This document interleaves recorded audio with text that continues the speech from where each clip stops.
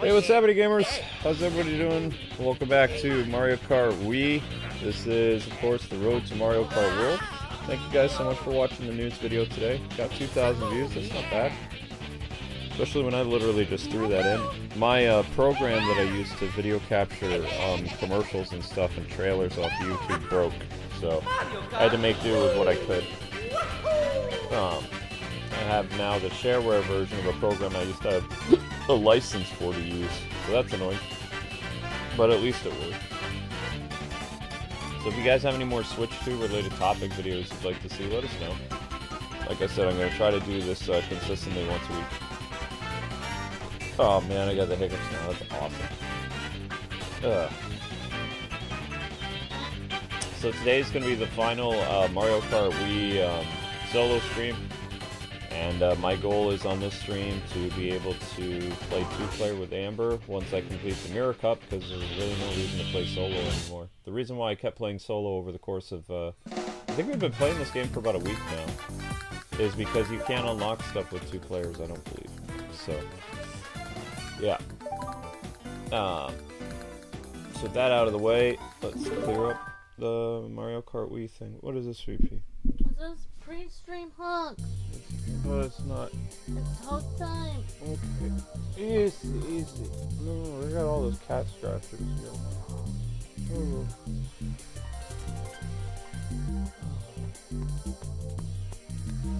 I'm getting hug mauled. 1 sec. Attack! No, I'm nauseous. Don't jump. No jumping. No pouncing. Nope. Your hair looks really pretty. Okay. Your hair looks pretty. My hair is way too long. When I had a ham sandwich this morning, I ended up eating some of my own hair.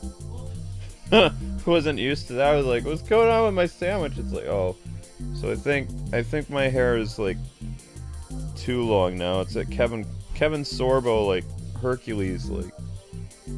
But I didn't realize the downside to. I've had my hair get stuck in the door now when I wake up. I accidentally. I put my hand on my pillow the other day, and I was trying to get up, and I didn't realize that there was hair underneath, so I tried to get up, and it was like, I went back on the bed because my head went boom, because I had my hand accidentally on like some hair. I didn't realize, so it's already past my back now. I'm just amazed that I've never had it this long in my life. This is the hair I wanted. I wanted hair this long back when I was a drummer. It would have been great. No, I'm not keeping it. I'm not keeping it. I had my midlife crisis. It was growing my hair the length of a, like, frontman from Striper. So we still haven't unlocked the last character yet. Kind of feel like playing as Dry Bones. Maybe. Yeah. We'll do that. We'll play as Mr. Bones. And we haven't unlocked a lot of stuff for Mr. Bones either. Really. Oh, the babies haven't unlocked their next part. Well, how does that work? And Toad. What do you say? We unlocked all this stuff for the big guys? Oh, because Rosalina is a... Oh, I see. Rosalina is a heavy class. Don't tell her that. She's part of the heavy group. These guys are part of medium tier. They're all unlocked, so it's the lightweight tier that doesn't have anything. I see. Okay, well, it'll be Mr. Bones because we can. Mr. Bones with the jet bubble, I guess. All right, let's party. Okay, so we're on the last. Thingamabobber. Yeah. We're on Lightning Cup.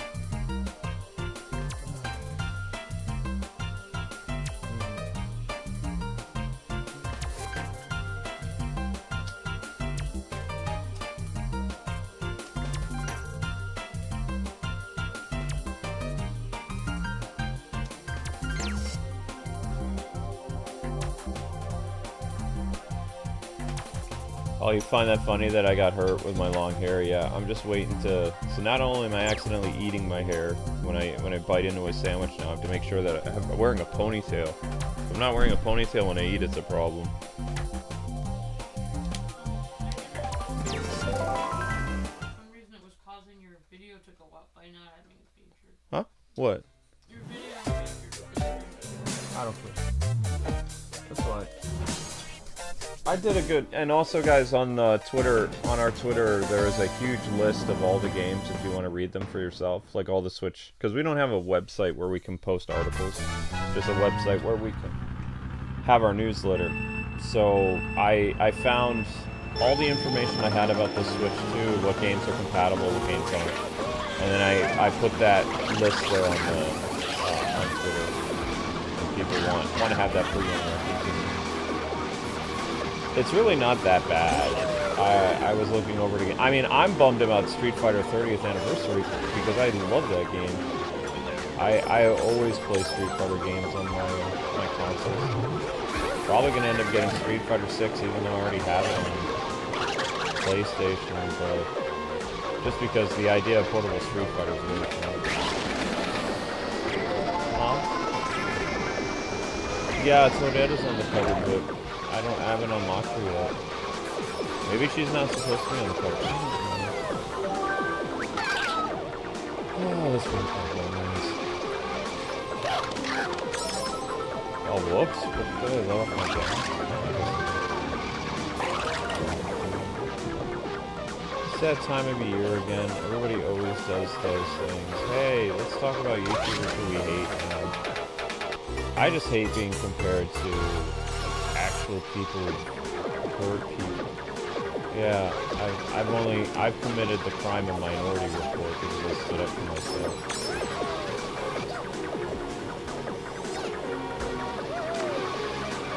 I didn't even say anything, you know, the rest of the world agrees with me. That's the thing, it's like, I haven't done anything absolutely controversial. I just stand for common sense and traditional family values. And that makes me worse than someone who's actually committed fraud or murder. It doesn't make any sense to me. Like, it's just, I don't know. It's so weird. I don't know what they want. I don't get it. I just don't like when our marriage gets attacked over it. It really strains me.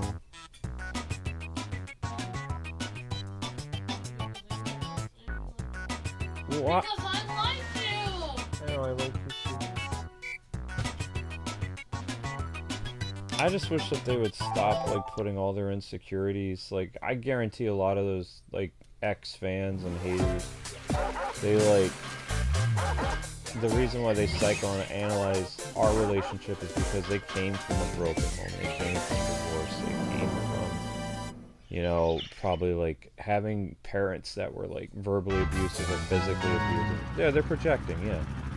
And no person's relationship is the same where you can see patterns like your Dr. Phil and evaluate a couple who is, you know, having a disagreement or they happen to fight on a live stream or something. What I want the air cleaned out about always is like, you and I are two different people. Like, and it's not like most of those YouTube couples that they use, for example, that they all got divorced and whatever, but they all came from the same town. They have the same state culture, and you and I are from opposite ends of the United States.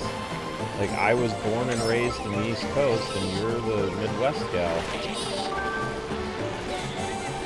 It's not just Celtic versus Portuguese. I mean, from where I come from, the part of the United States, how I talk to you and how I behave and how I'm quiet or angry or whatever, it's normal where I come from because most New Yorkers act like that.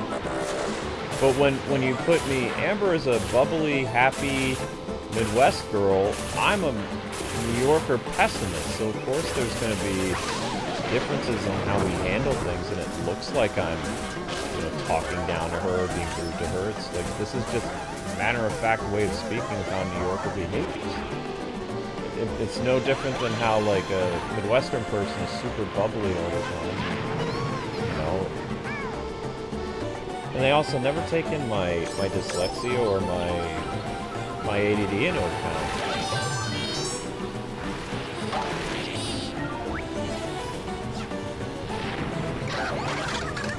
Yeah, I literally didn't hear you because I had ADD. It's like, oh, he's always ignoring her, or he's talking very swiftly. It's like, well, I'm not some sissy.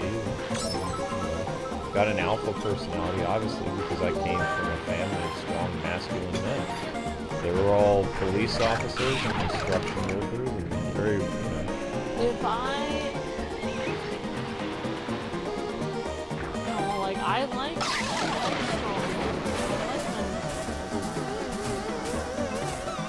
I wouldn't be attracted to people who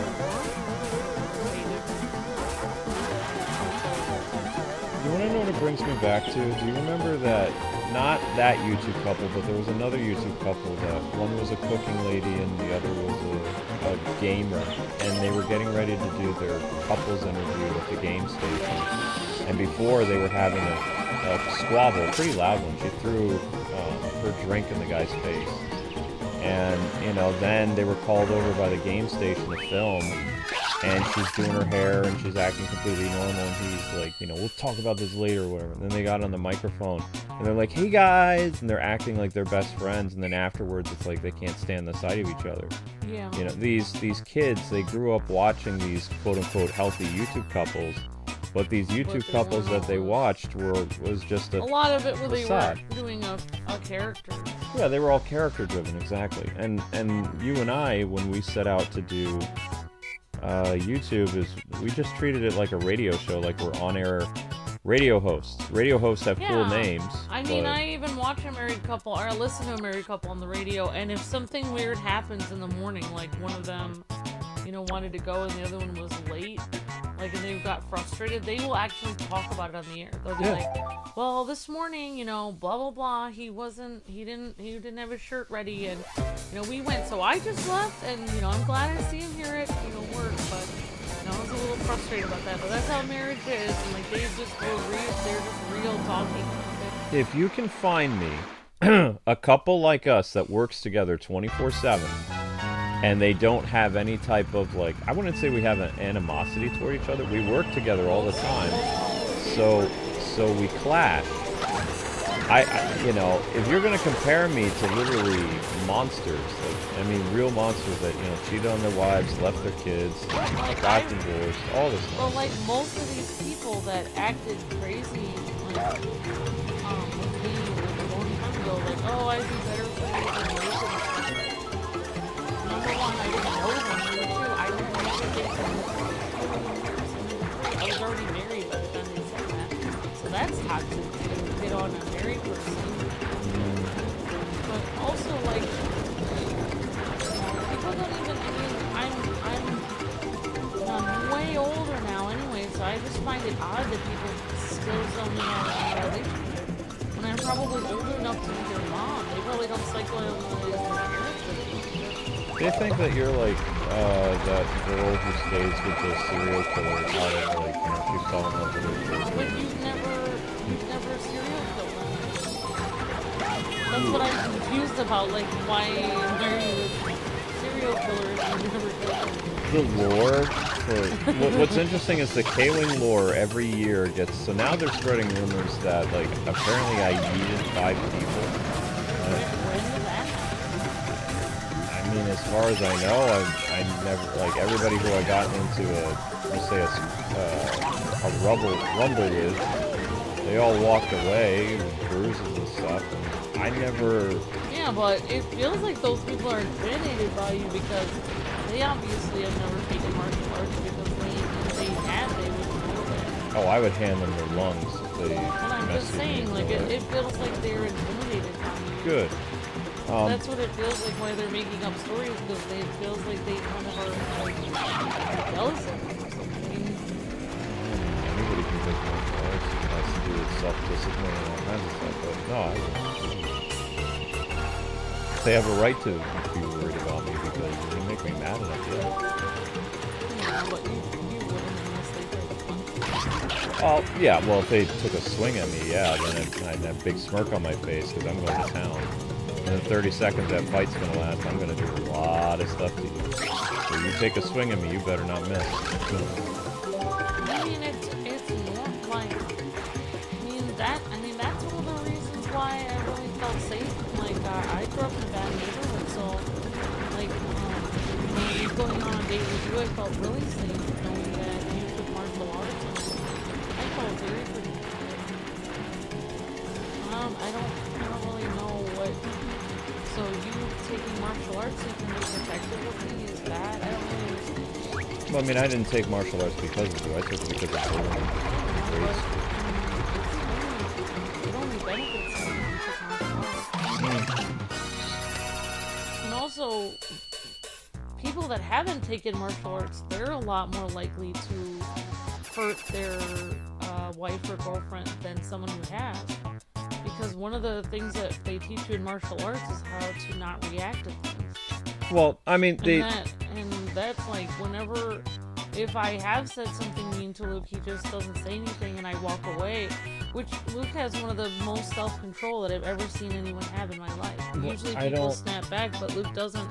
He just remains silent. In fact, I used to always say to him, like when I heard other family members or other friends or people say something rude to Luke, and you didn't say anything, you just waited till they left.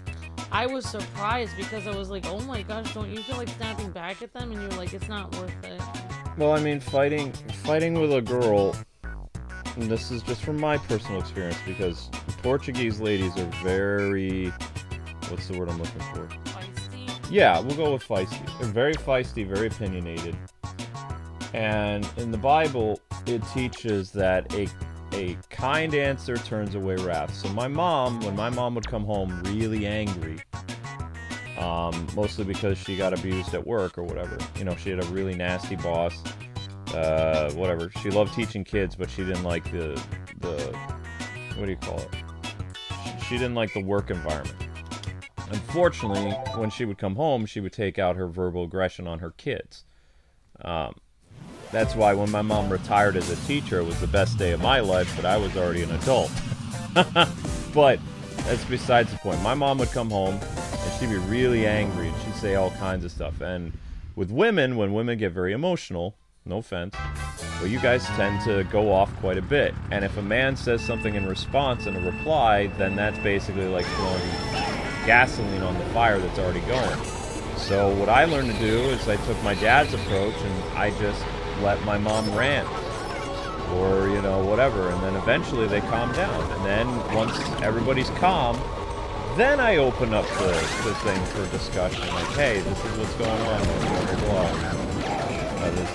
This is my side of things now that everything is, you know, kind of de-escalated, because I believe that what's going to happen is if a man, like, confronts a woman who did something bad, and the woman's all upset and yelling, and then the guy starts yelling, then that's going to create a problem where now the argument's going to last to the point where it could get physical, for one, and two, you know, you're both going to say nasty things to each other. Right now, the girl is very emotional and she's ranting, but, you know, so with Amber, I try to give her hugs sometimes, and if she says, don't touch me, I leave her alone. And it's like, can I give you a hug now, or can we, like, you need some space, you want to stay in this room, what's going on?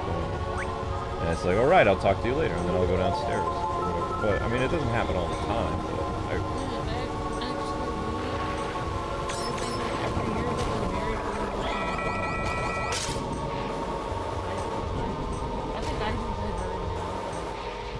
I mean, there's a lot of pressure that you have because, I mean, a lot of our life is online. Like, it really is. And the problem with being online all the time is people can hear you, and people think they're all Dr. Phil, and they can psychoanalyze you and stuff. And it's like... Usually if I'm upset, though, and I'm in a live stream, it's usually from another person's perspective. I can't yell at them because I'm not supposed to yell at my viewers, so I usually end up taking it out on Luke. It's usually somebody on the stream. If I could have gone back, we were pressed for time. back in the day when we did uploads, and not every upload we did would release like perfect Mr. and Mrs. Rogers on the air. And I would come across kind of a little hard on Amber or something, over something, or I took my sarcasm a little bit too far. Yeah, but I also, like, I don't, like, Luke and I, we don't always, like, you know, we were on the air as newlyweds, so when you're a newlywed, you don't really know how that person thinks, and you don't know quite how to communicate with them. We only dated for like 2 years. Yep. So And we had a long separation. we didn't really know each other that much. But still, We you know, we fell in love when we got married. So it's like a lot of like, if Luke is seemingly upset at the game, and then I'm like, oh no, I better be quiet and not make him mad at the game. You know, like, people might misinterpret that and be like, oh no, Amber's scared, but I'm not really scared. I'm just trying to calm Luke down. She's upset at the game. They're just analyzing that incorrectly. well, I mean, they see the temper. Oh.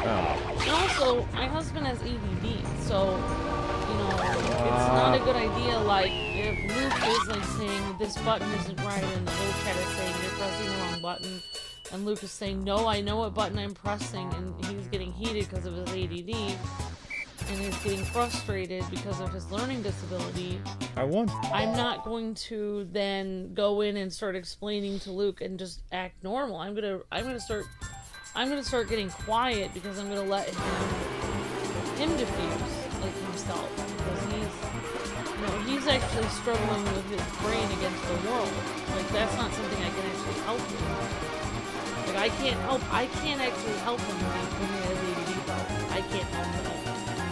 Like, I'm not a counselor, I'm not an ADD therapist, I don't know how to help him at all, like, with that. I think a lot of it.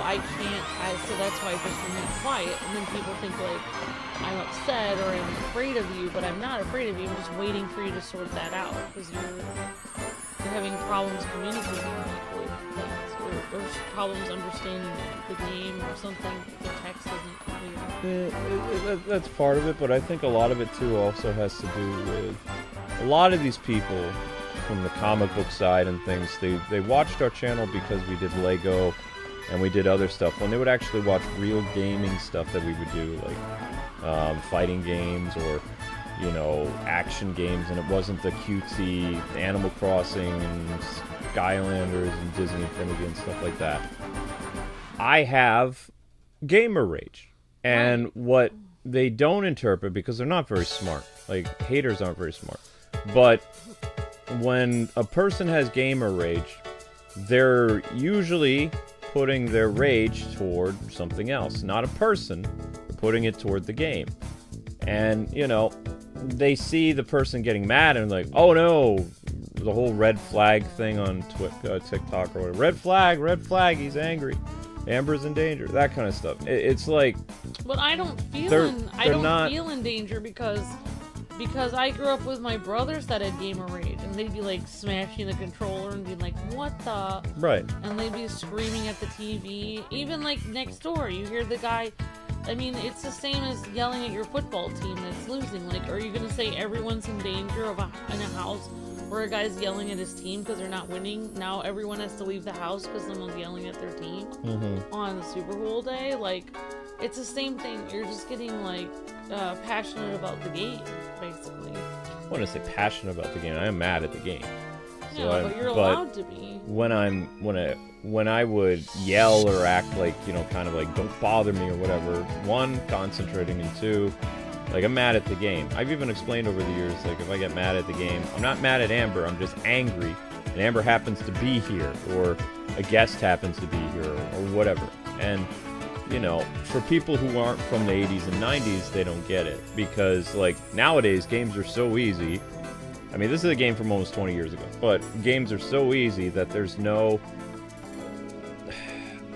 like, rage factor. Yeah, there's really no rage factor. Because everything in a game is so easy, and they always have all these tutorials There's no, I wandered 4 hours to figure out that I needed to press up and square to get to this room. There's none of that. It's, you know, if you go within 3 feet away from where you're supposed to go in the game, then the game will remind you.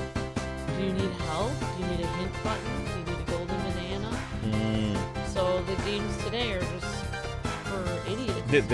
They give Super Kong for everything these days, yeah. But yeah, when I play older games, I do get angry. I think it's funny when you have gamer rage. Like I mean, I don't want to laugh at you because, like, obviously you're in pain. But I wouldn't say pain. I'm just.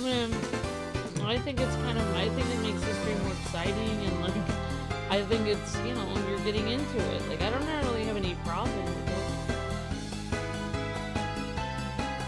Like, yeah. So I don't really understand. They just don't. They obviously haven't tried hard at something and failed in their life. I mean, my friend and I had rage even by auditioning, trying out for the soccer team.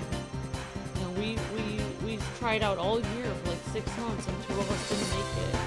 And we had rage about that. I mean, it's like, it's normal rage, like, to be upset about something when you try hard and you don't do it. You know what I mean? This is like kind of normal rage about life.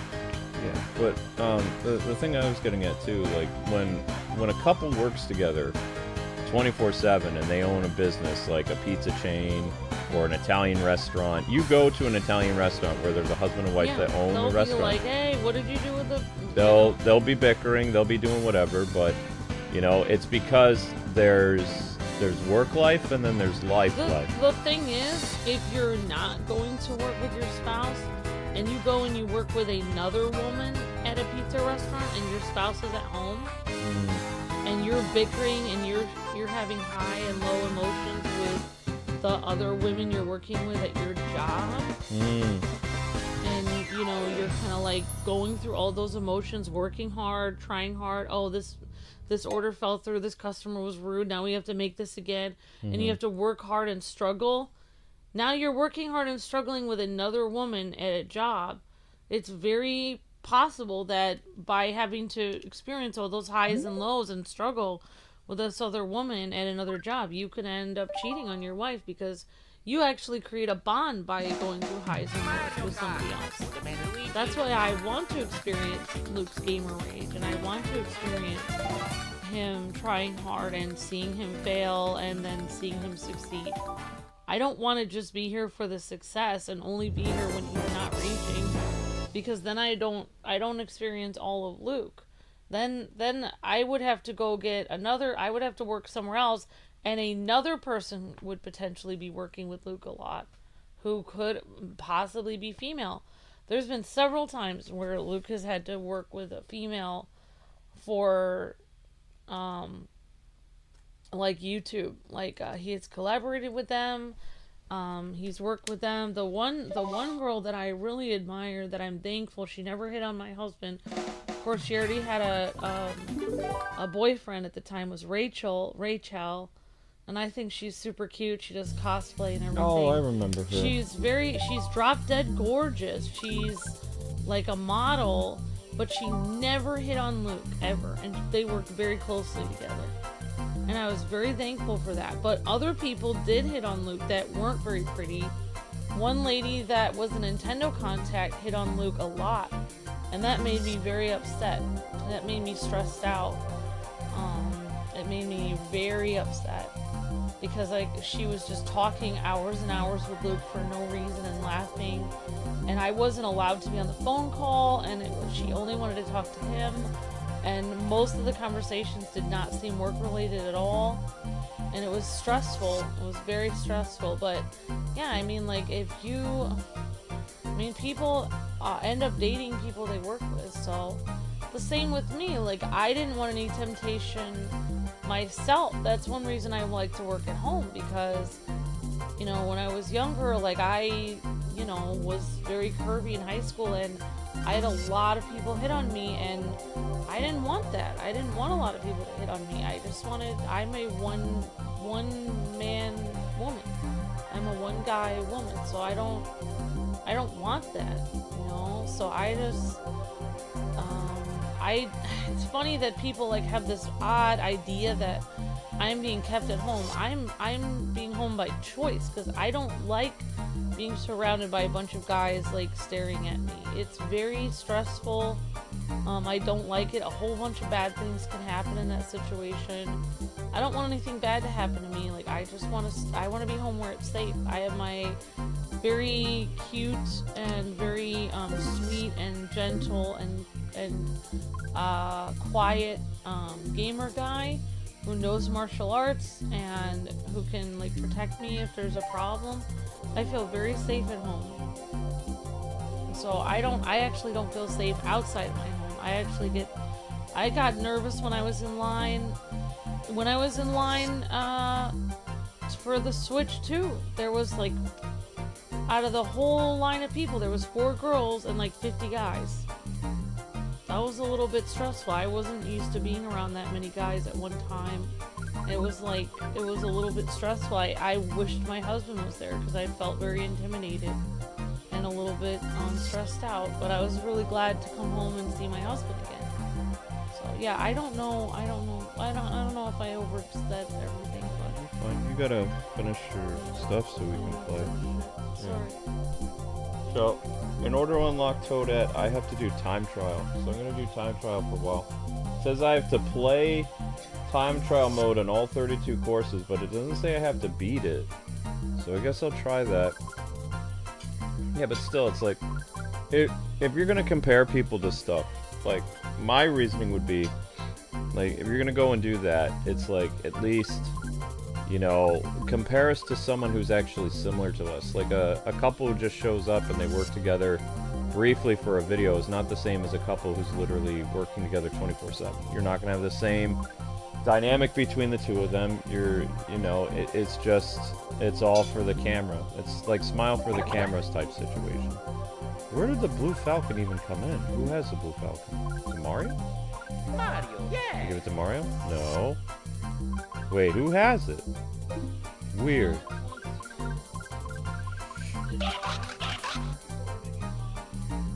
My grandmother was an immigrant from Portugal, right after World War II.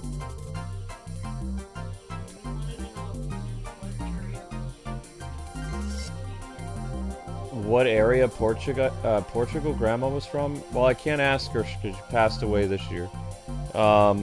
I don't even know if she would have known, like, because she came when she was really young.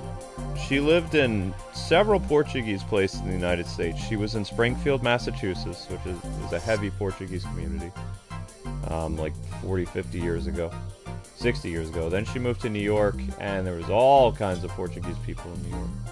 There's a lot, but no, I don't know where my family originates from. Then she met my grandpa. My grandpa was an immigrant from Ireland who left. His family left before the Great Depression. So they came to America. There was a potato famine, and then his family came to America right during the Great Depression when my grandfather was a teenager, almost a teenager. He was like 13. And then no. He came. Wait. No, he came before her because his family came during the potato famine in Ireland, right before World War II, and then she came after World War II. Because her family couldn't travel because of the war. Oh, it's okay. I mean, I still have my Portuguese family. It's just I'm the black sheep of my family. I went in entertainment, and the Portuguese side of my family, they have a lot of servitude in their hearts. They're police officers. They're EMTs, like so emergency, medical technician people. They're firefighters. The men are huge. Like they're units. The Portuguese men in my family, they're units. They're big guys. I have to say though, and I hear this all the time, and this is like a common thing I hear about online, but I think this is true. There's 2 types of guys in this world. There's the nice pool, and then there's the dead pool kind of people. And the nice pool guys are usually the ones who end up like having like, literally like domestic abuse in their house and actually thinking their wife or girlfriend can't do anything, like they have to help them with everything, like maybe they let them win. You know, and then there's the Deadpool kind of guys where it's like they're just normal. I'm sorry, but ladies, you have to go for a normal kind of guy. If the guy is always trying to like, he's always trying to white knight you all the time, and he's always trying to be like, well, I would never do that, you know, I would never, you know, I would never do that. I'd throw roses on the ground all over the house, and I would just, you know, I would whatever you wanted, I would just give you whatever you wanted. You know, like, there's, you know,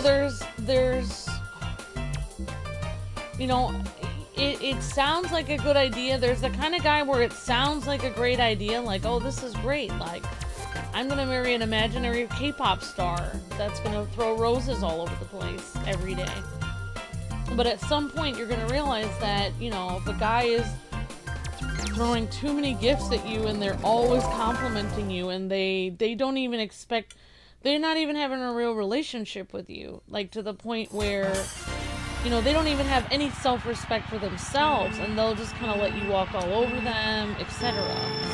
Then, you know, that's not going to be the kind of guy you're going to want to end up with in the long run, because they're probably going to be the person who's going to end up being, you know, somebody who's going to go off on you and be really angry and not treat you well eventually. Because, you know, there's something to be said for regular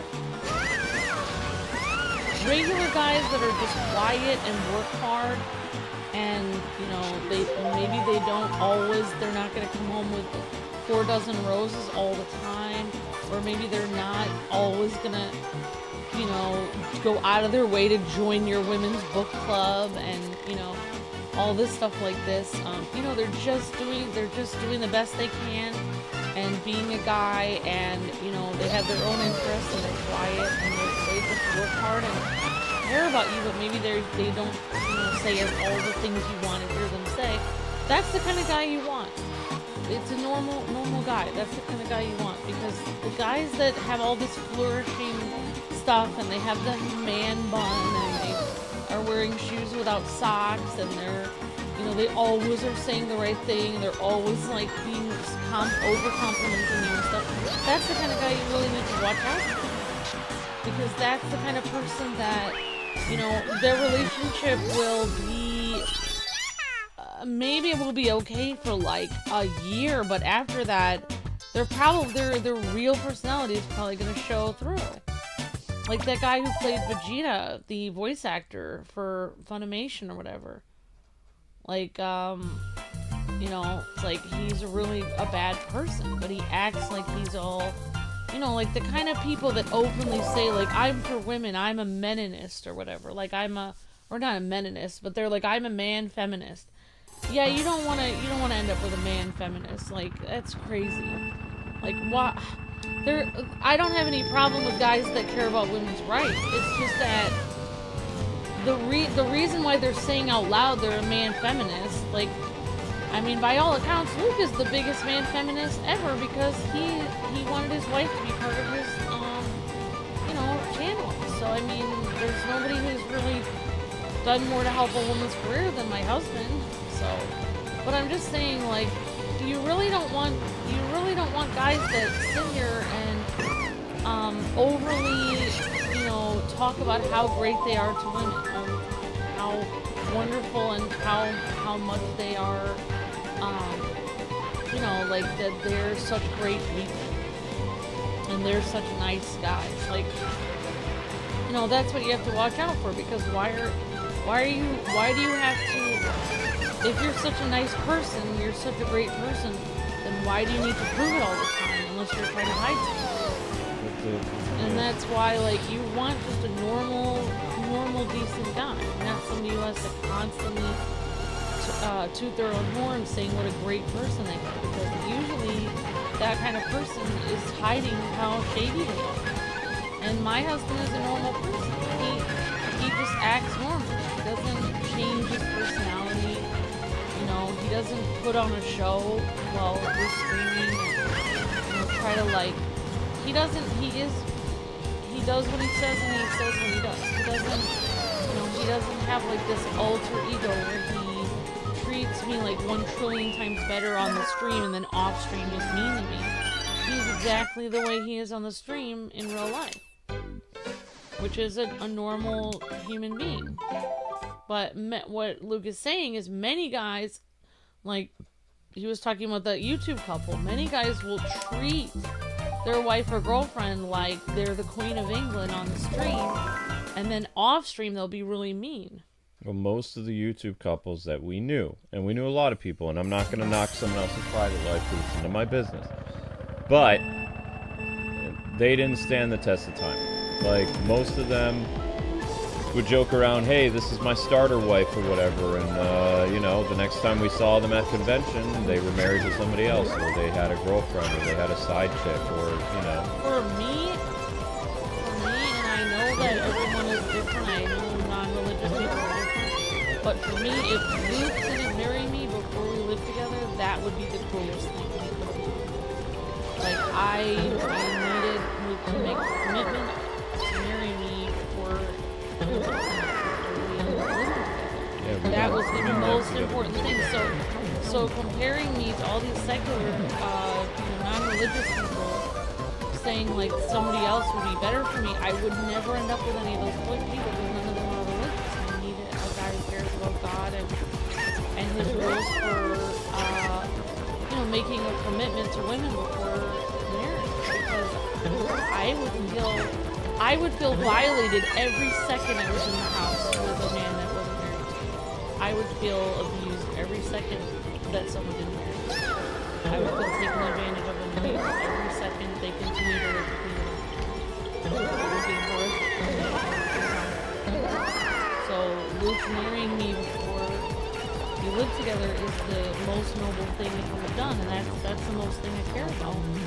And then the second thing I care about is him working hard to take care of me, and he works extremely to the point of exhaustion. So there's nothing I could expect my husband to do when he goes above and beyond every day.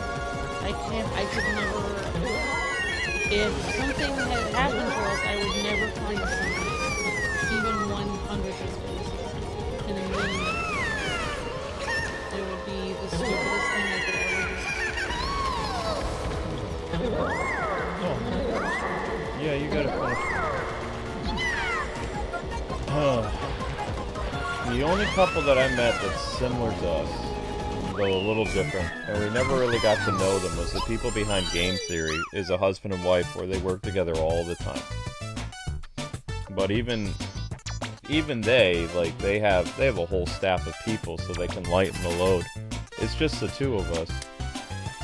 But they're kind of similar to us in that regard, as they're people who work together to, at the same job, and they see each other a lot. But those two characters, they did portray like the way that Game Theory was done and the theorists and all that other stuff. They were definitely characters. They were putting on performances. They had their work that people saw in the public, and then they had their behind-the-scenes married life. And they got kids and they want to do their own thing, and they left YouTube. Good for them. But those are the only people we would be similar to, because everybody else doesn't share our work ethic. They're not together all the time. Like, we've known several YouTube couples that the one spouse was a YouTuber, guy or girl, doesn't matter. And the other one was a person who didn't work on YouTube. And 9 times out of 10, the people who weren't a part of YouTube together ended up getting divorced or cheated on each other or something even more horrible. So it's always very rude and cruel for me as a person who's gone and done pretty much everything I can for my family to have like woke people call me basically a serial killer, and now they're spreading lies that I've literally yeeted people, and I haven't. So I'm thinking, did somebody come forward when I like roughed a few people up when I was in high school? Because, you know, if they're doing a tell-all story for somebody's video essay, for one, they're not being truthful because, like, I never went looking for a fight. People came and bullied me because I was a New Yorker living in Chicago. I had people coming up to me all the time to try to, you know, make a name for themselves like it's some type of anime. Like, oh, this guy thinks he's tough because he's from New York, and I was just playing my Game Boy and kind of, you know, staying out of people's way because I was older than everybody. I couldn't make friends. I had no friends in high school. I just kept my head down, and after Columbine happened, everybody was always like trying to either pick a fight with me or teachers were trying to get me kicked out of school because they thought I was, you know, they thought I was going to, like, you know, mess up the school with their liquid on the walls and stuff. They were always, you know, looking at me whenever they did Columbine drills and stuff like that. It was very humiliating too all the time, like to have people think that just because it felt very discriminatory to me because my family moved from New York and we were here in the Chicago area and I was finishing up my school so I could go to college, and I had all these people make up like these radical ideas about me when I wasn't like that. And yeah, when they came after me, I mean, I'm not going to let them do whatever they want. So the story goes, I was just minding my own business. I was downstairs in the locker area, which Amber's told you the horror story of our locker area in the basement. So I had my locker in a not a good place, and after this incident, I decided that I'm going to just use my car. And I did, but I was down there was a bunch of people were just kind of messing with me. And there was 3 of them. And, one thing led to another. I don't remember how it escalated, but the guy took the first punch, and then his buddies jumped in because, you know, there's no honor between like just a one-on-one confrontation. You have to try to jump somebody. So I defended myself to the full extent of my abilities. I was probably a bit too rough with them. So if they're doing a tell-all, I was in a fight for my life against 3 people. I was wearing steel-toed boots. I did kick somebody in the back of the head, which did cause them to pass out. I did a kidney punch and a groin punch. But I was surrounded by 3 guys, and there was no teacher around. There was nothing I could do. And I went all out because I had no choice. Did I go looking for a fight? No. I wasn't like that anime character that's going around, I'm going to challenge you and do all this other stuff, but... you know.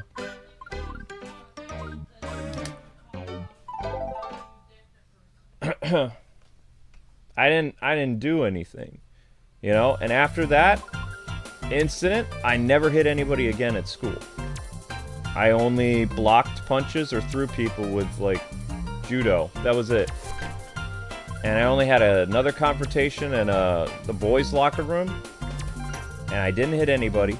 The locker hit him technically because I pushed his head in the locker. And then somebody tried to jump me at my car. And remember, this is the Chicago area, so I mean it was pretty rough. It was not it was not a safe place. So I'm ready to work. okay. I want to try to unlock Toadette, so I have to do all the trials. Nope, there were no security cameras back then. Nope, no security cameras back then. Not in the basement.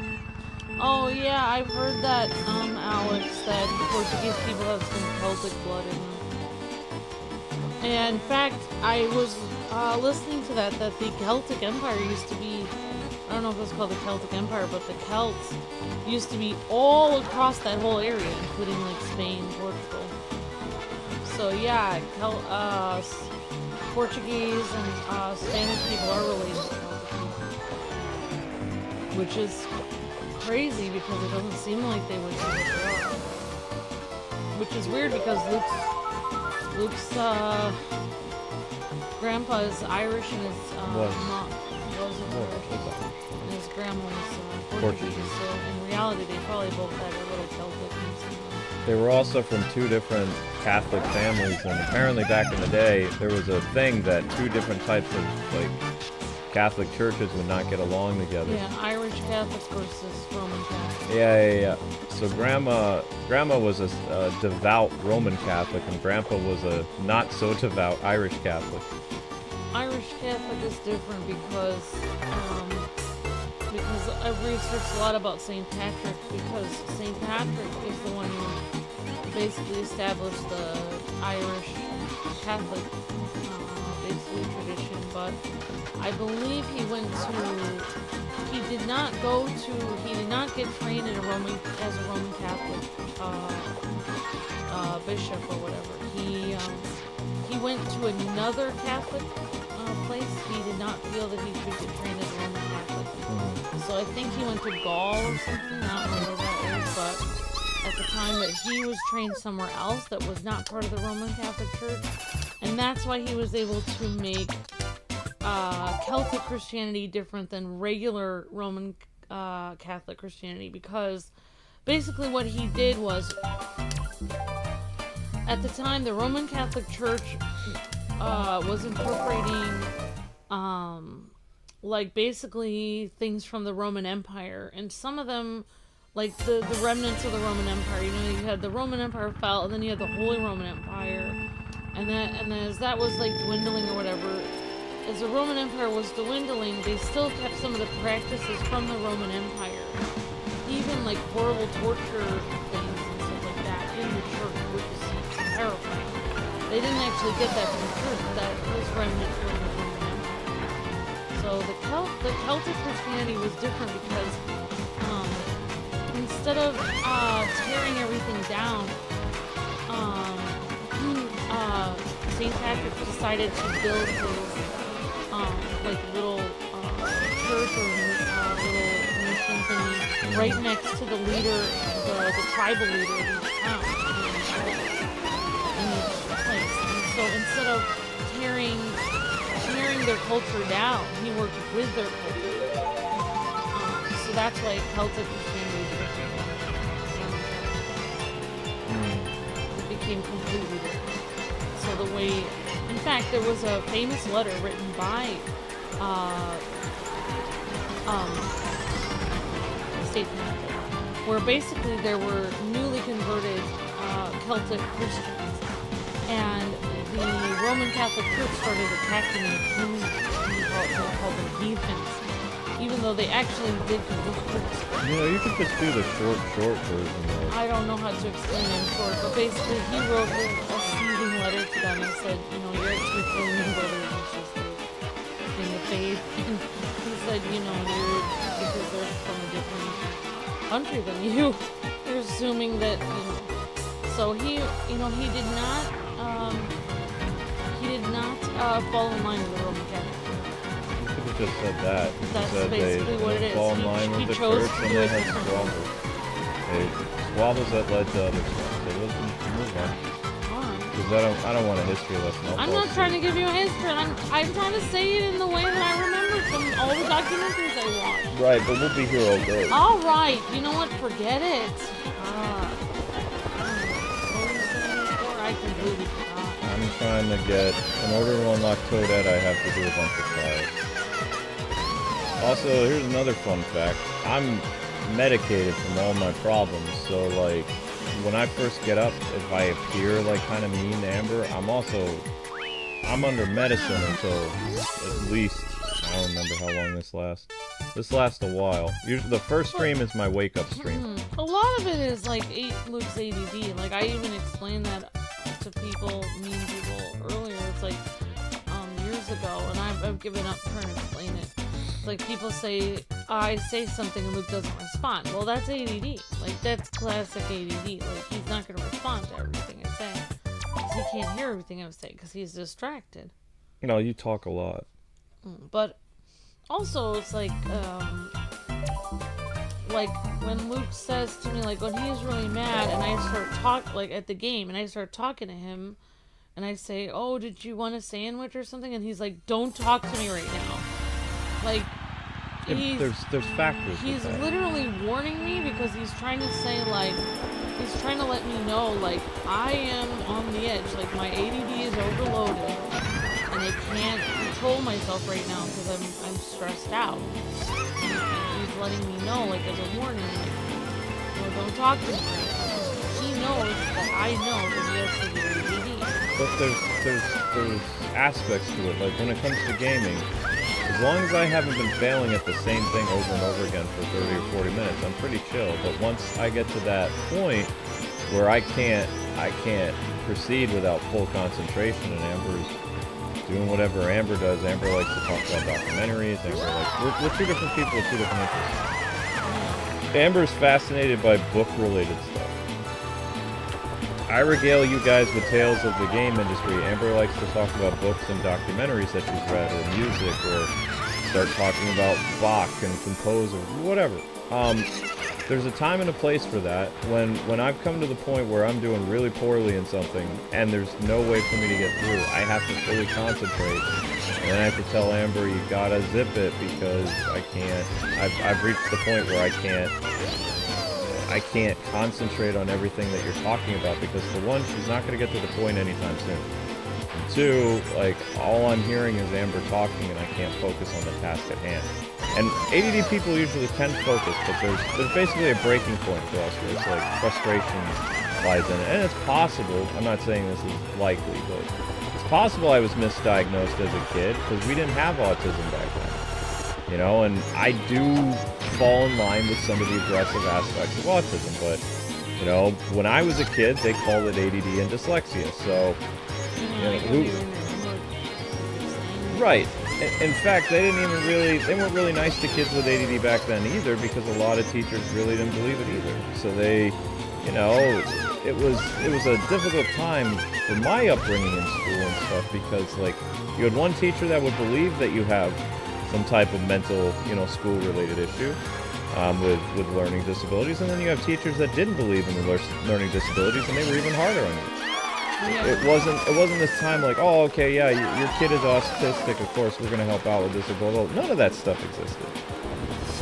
You know, that was almost 30 years ago or longer, and then high school for me was 25 years ago, or might even be longer. Well, I would say that for us, like, the few times we've had issues, like, on the air, it's been, like, stressful. I feel like we're actually more stressed on the air. I even said it to one person. They were like, don't bring stress onto the air. I said, my stress is coming from being online. Like, when the stream is off, I'm not stressed at all. No. It's actually stressful having to constantly, you know, make money because the government overcharged me 3 times, so I have no choice but to do this job way more than I'm comfortable with. Amber would be happy if you told her she'd never have to work YouTube again. She'd be like, yes. Bye-bye. Like, it's too, because I need to de-stress from YouTube, but because of how much we have to work, we have no choice. We have to keep going. And, you know, there's no de-stress from it. You have potentially thousands of people that can come across your video, and you've been up maybe 10 hours, and there's maybe no food, no time to cook or anything. I've been getting better at remembering to eat a little bit.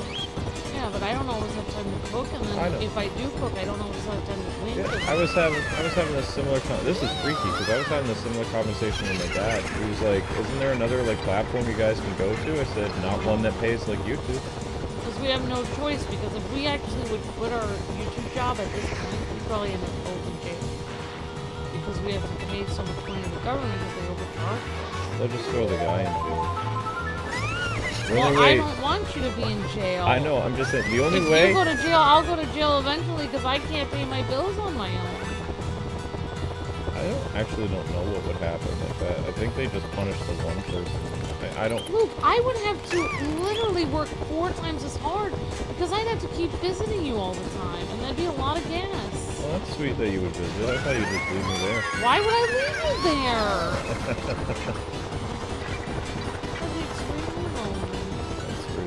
But, I'd be worried about you. Yeah, I was explaining to my dad, I was like, now I get into the, see, I talk about nerdy, geeky stuff about YouTube all the time.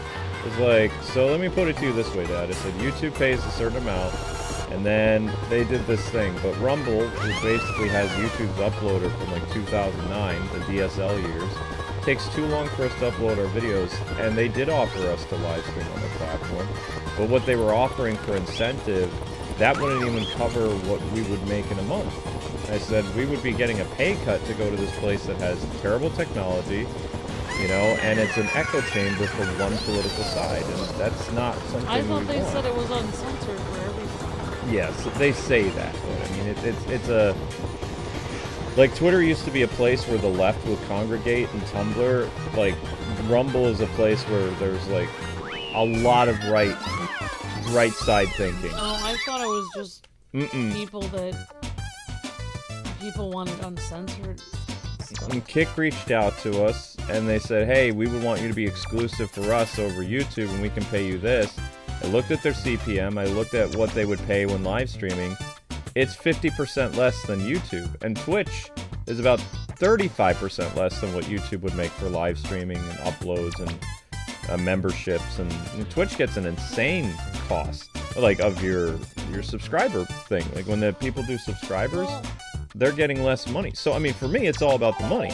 So, all these different places that exist, when you weigh your options, this is why you never leave, and I've been telling kids this for years, you never ever leave the job that you have until you have a better job to replace it.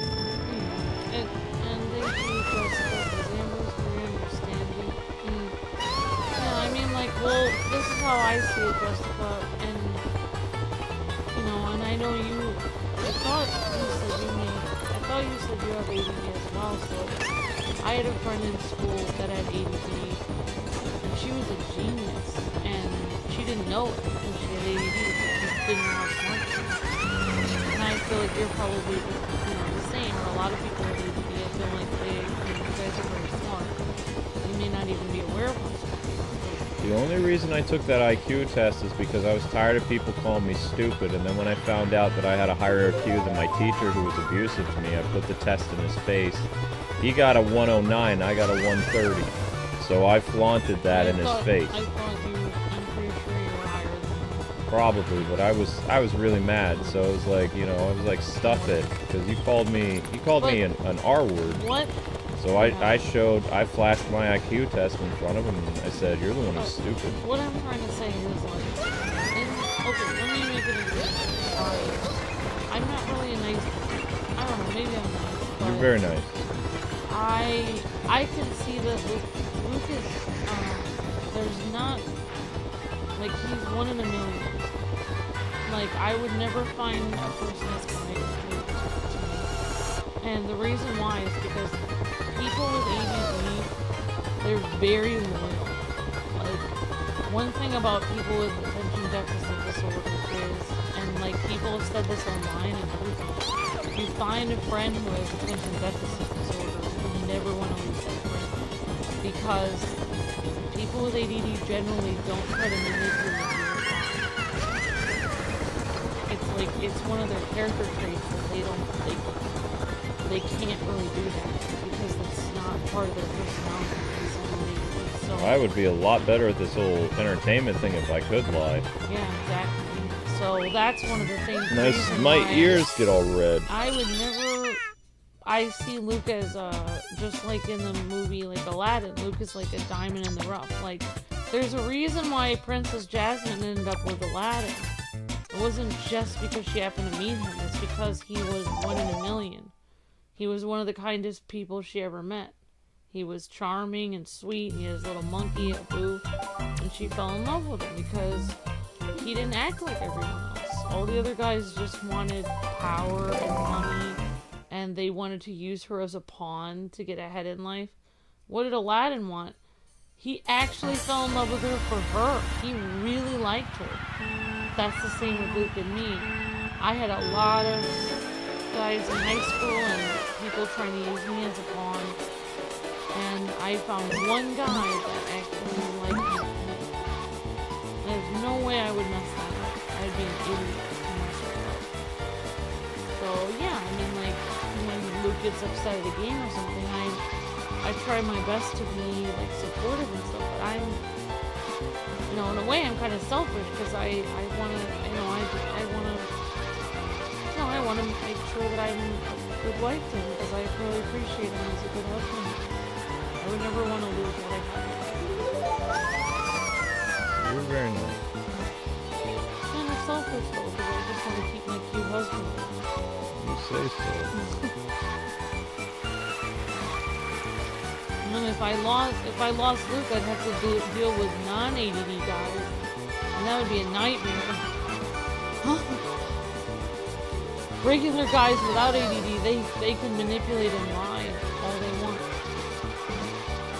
Yeah, I wish my mom didn't tell you the secret. So my mom told Amber that if she sees my ears get red, I'm lying. I've never been able to tell So, with your secret. I just know that you can't really lie because you don't actually know how to. 'Cause most people are really good at it. They've had lots of practice. You don't really have any practice. I'm not saying you've never lied. I mean, all of us are I human. attempt all the time. All of us are human, but I'm just saying that, like, what I'm saying is ADD people are really bad at lying. That's what I'm trying to say. It's a character flaw. I think it's a character flaw. I don't. Well, for YouTube, it would make things a lot easier. Yeah, like, if you were better at lying, then... Like, because a lot of times, like, even when we're streaming and someone asks us a question, I just want Luke to lie and be like, no, we didn't go here today, everything's fine. But then Luke will be completely honest and tell people, like, random personal details, and I'm just like, why did you do that? Like, so it makes me feel crazy sometimes, because it's just like, oh my gosh. Because Luke he doesn't have, like, one of the things, like, for people that don't know, like, one of the things that it took me a long time to understand about Luke is, with ADD, and he was diagnosed with ADD, not ADHD. Everyone today is diagnosed with ADHD. Luke's just diagnosed with ADD. Because they like to loop the hyper aspect of it. But yeah, Luke isn't really hyper, though. But, basically... The one thing that is one of the biggest characteristics about AD is that there's no filter. So like if I would get a new outfit or something, I would say, how does this look? And he would say, that makes you look really bad. And he would just blurt it out. And I would say, like, why would you randomly say that? Like, why wouldn't, if you really needed it, maybe you could find a nicer way to say that. He's like, you just asked me what my honest opinion is, Michael. That's how AD people think. They don't have, like, a filter over what they're saying. That's why I think, like, a lot of people get very annoyed with Luke online because, you know, he just literally says his honest opinion about the game or the show or some kind of, like, topic on YouTube. Whatever it is, he literally says what he's thinking, where most of us, without ADD, most of us would sit here for a few seconds, think about what our honest opinion is, and then reword it in our head and then say something. That's how I don't hardly ever see it. Ever. Well, it also stems from the fact, like, I don't really... It's not that I'm not aware of people's feelings, I don't care. So it's like, if there's somebody who's annoyed with something, and it's my turn to say something, I'm gonna say something. So, you know, I'm not consciously, I am vaguely aware of when people are, you know, getting agitated or emotional, but at the same time, it's like, you know, if they got to say their point or whatever, you know, then it's my turn to speak, and I'm going to speak too. So, you know, if they don't like what I have to say, it's kind of tough rocks, because, you know, I have every right to either defend my point or whatever. So I don't have a filter in that sense. I'm blunt, I'm honest. What I say hurts a lot of people's feelings, and I don't care.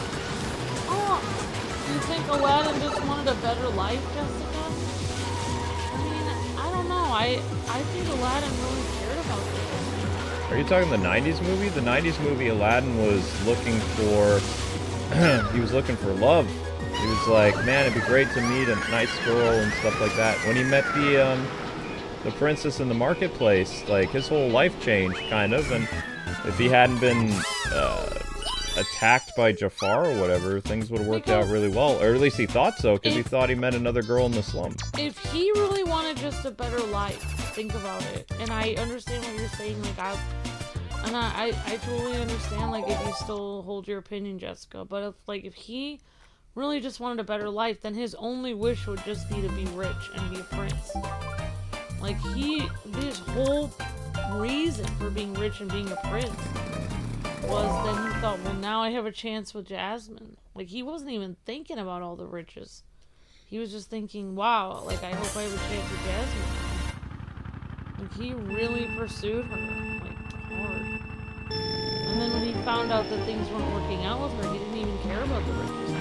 Well, the reason why he wanted, like, he realized the only way he could be with her is if he had money, though. So that's why Jafar was able to, or excuse me, that's why the old man was able to trick him in prison. Because, hey, you're fancying the princess. Well, if you had all this wealth, I mean, you could do whatever you wanted. At the beginning of the movie, yeah, he did want a better life. But then he met Jasmine, and then he really wasn't thinking about that. He was thinking about Jasmine. Like, he found something that was better than the original thing.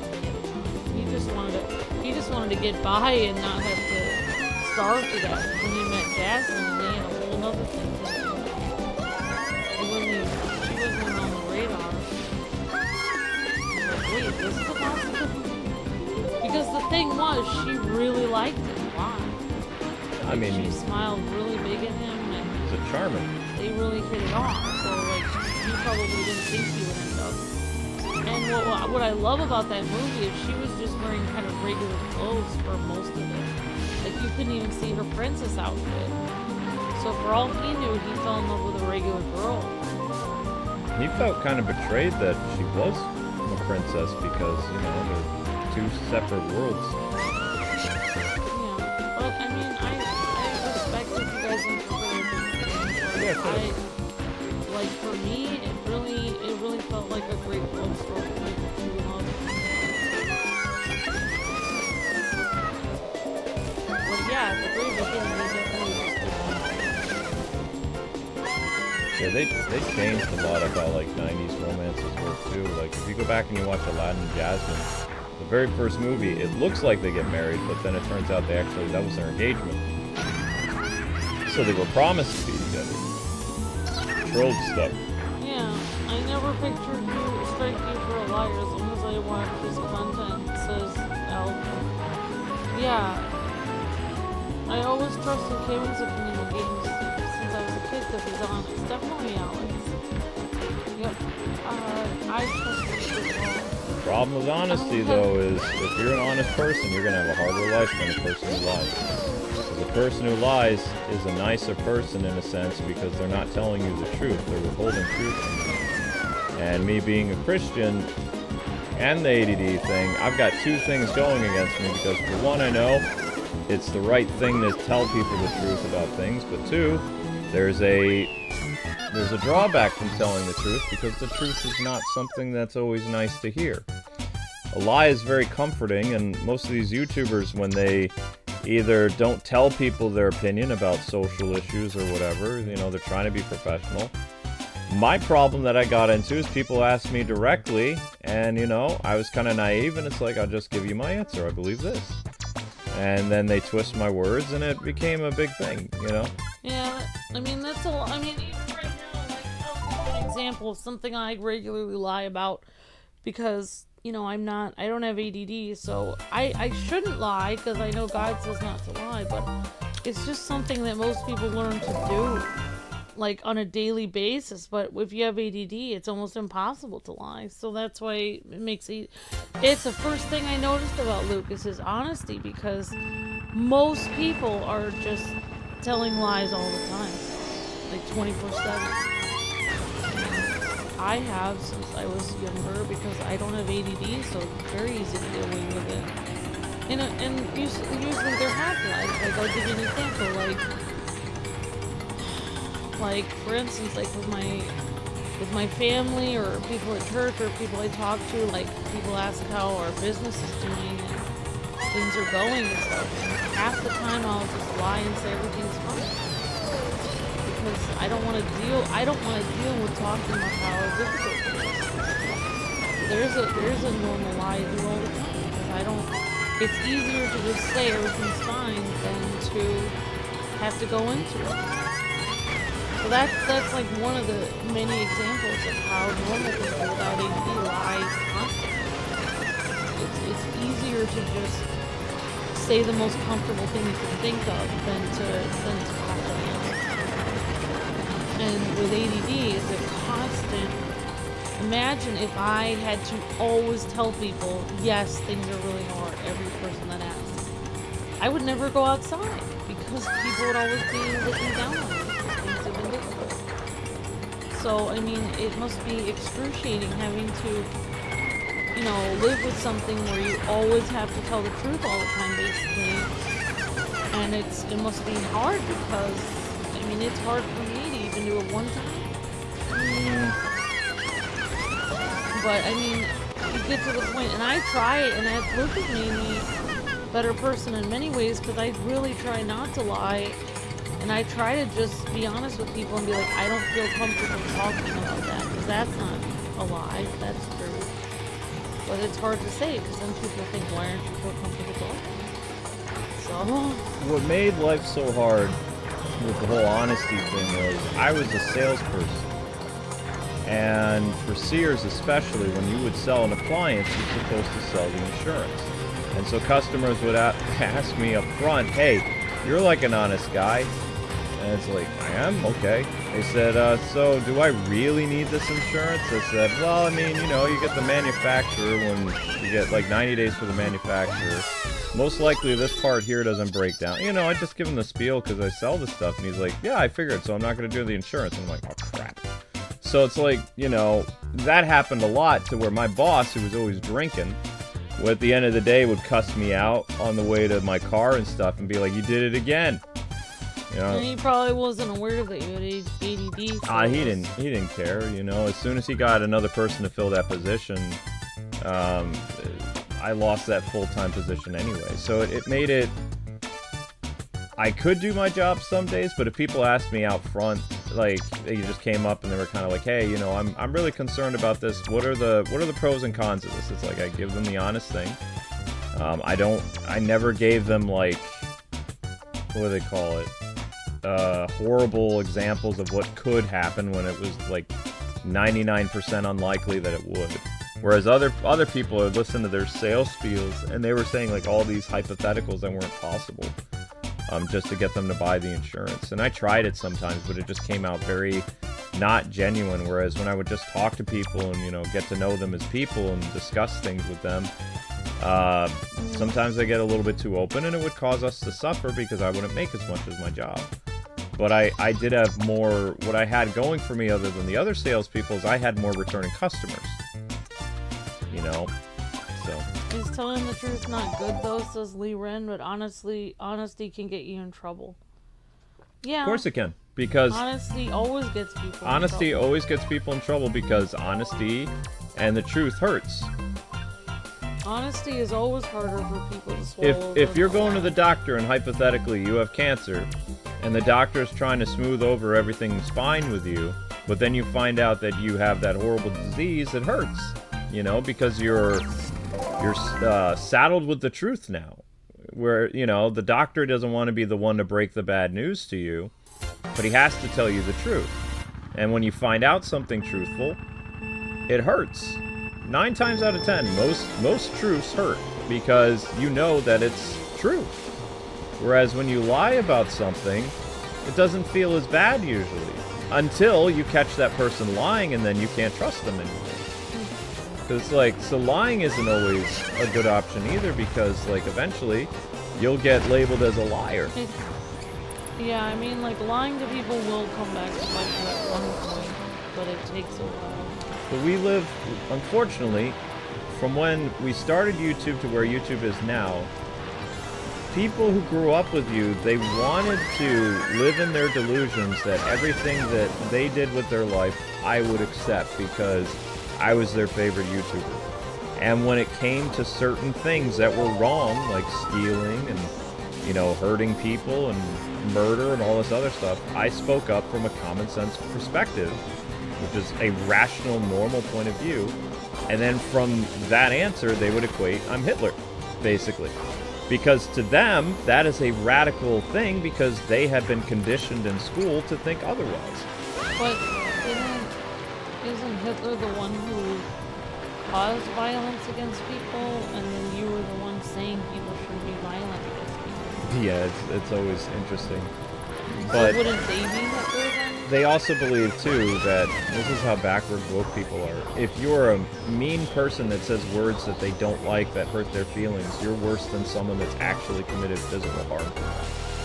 Yeah, like when we were... Like, that's very backwards thinking. When we were younger, we were taught the difference between physical violence and words. Oh, of course, yeah. Like, I remember in the 90s there being They a always said in the complete 90s, they said, use your words. Don't go hitting people. So in the 90s, we had pretty, I wouldn't say we'd use like really profane words, but we would say and do things that would hurt people's feelings because it was better than getting in a fist fight. Yeah, you just like, kind of like how Sonic did, like where he would just call people baldy Yeah, something like that. It was a completely different culture because we grew up without the participation trophies of gym class and, you know, all this other stuff. Most confrontations in the 80s and 90s were dealt through verbal exchanges. Most of them. True sources. Jesus told the truth and look what happened to him. Well, a lot of these people hate me because I'm a Christian too, so they'll say things like right-winger and also, you know, Christian. And so it's just Even like, though okay, it all makes sense. You don't even, I've never heard you even promote a candidate before. The one thing that I regret doing that maybe I should have done is we came to a decision that we weren't going to do, like our, what do they call that? We weren't going to tell people our story, which is known as, in the Christian sense, it's called telling people your testimony. Yeah, but that would have hurt some of our family members. Right, but I'm getting to that. So when we made the decision not to be, we're people of faith, but we're not people that like talk about Bible verses and stories from the Bible and all this other stuff. We're not what you would, we're not even listed as, if you go to like the Wikipedia for Christian YouTubers, Amber and I don't even make the list, even though obviously we are. Because we saw that our job was gaming and our faith was being Christian. So we were trying to do our job because a guy who works in the beer factory who's a Christian is not necessarily always going to go around, you know, preaching the gospel because he has a job to do. So we saw that our job was a place where it was a space for everyone to come and enjoy Nintendo games or whatever games we were playing. Because we liked that kind of stuff. We also liked superheroes and things like that. So we were creating a space on the internet that for the most part didn't have any vulgarity. Because when we started on YouTube, every Let's Player, every content creator was swearing like a storm for shock value. And that's not the content we wanted to make. So we were like, well, we don't swear in our day-to-day life. So, you know, why don't we just be ourselves on the internet?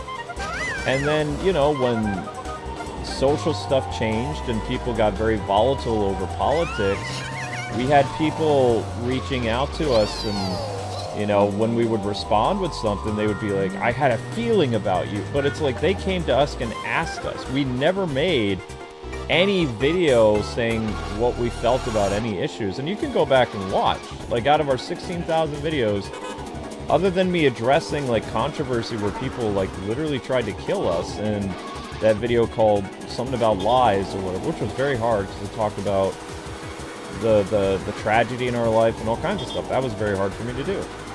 But I didn't have any, I don't have a net of YouTube friends to watch my back. I have no one to represent me And when a fan goes and fights our battles, doesn't look bad for us, but at the same time, to those people who are attacking us, it just reaffirms that, you know, we don't have that type of thing. We don't have that net from the church. We don't have that net from other YouTubers. We don't have the type of support other YouTubers when all these weird things happen.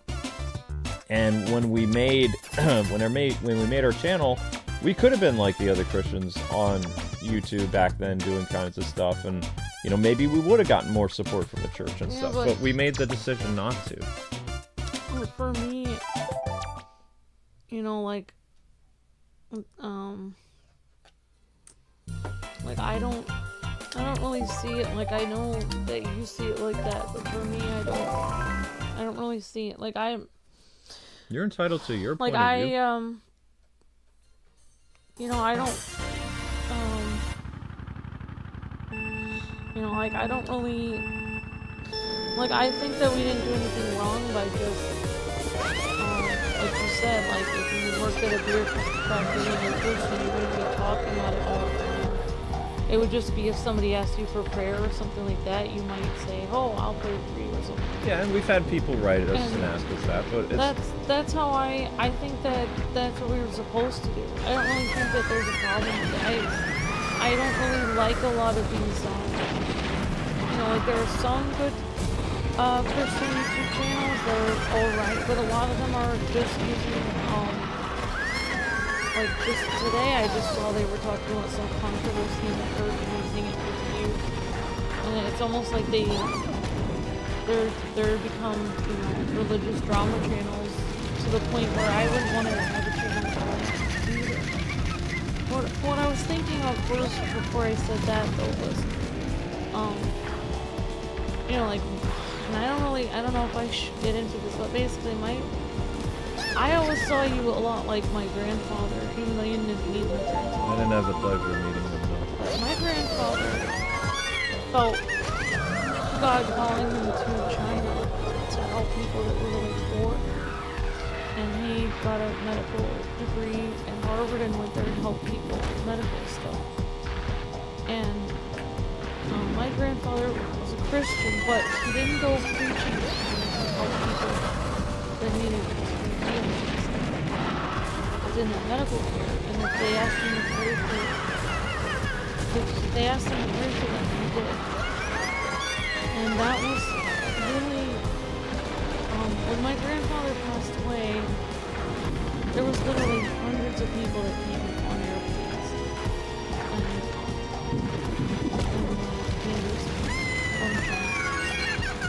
And he made a huge impact. And he didn't hardly speak a word there. He preached by doing, by helping, by being somewhere that needed hope and helping people. And he told me that sometimes he would pray for people if they needed it. And I see you like that. And one of the things was, the reason why my grandfather was needed so desperately in China at the time was because at the time they actually kicked out all the foreigners and all the missionaries in China when the communists were taking over. And people that were Westerners were in danger of being killed every day. I mean, my grandfather, everything he was doing, he could have gotten killed. He risked his life every day, and even if someone asked him to pray for them, and he said, yeah, I'll pray for you, he was in risk of going to a camp underground or being killed every day. And there was people from China that knew his house at night. In fact, that's part of the reason why at night was because they talked about people that they knew that got put in camps and got killed, and it was scary. What I'm saying is my grandfather, the reason why he remained in China and he was put there to help people was because he didn't preach. He was just a doctor who happened to be a Christian, and God needed him to help people. And that's how I really see you. I know you don't understand that, but you know, you don't need to be a preacher to help people. You just have to be a Christian and a decent human being and keep doing what you're doing. Well, I never wanted to do that anyway, because like I'm not in the ministry. To me, I know, that's why I'm saying, like, God puts people places in churches and schools and on the internet and bars and factories, everywhere where he needs to help people. And you don't necessarily have to be a preacher to help people in a great way.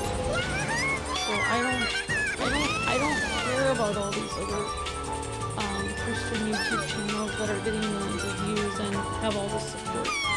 You know, think about St. Patrick. When he went into Ireland, he was the only one. You circled back to Oh him yeah, again. I will, because he was the only one there. The whole country was not Christian, and there was a lot of stuff, random, crazy stuff going on. Many people don't know, but that whole thing about St. Patrick driving the snakes out of Ireland, that's a metaphor for something else that he did.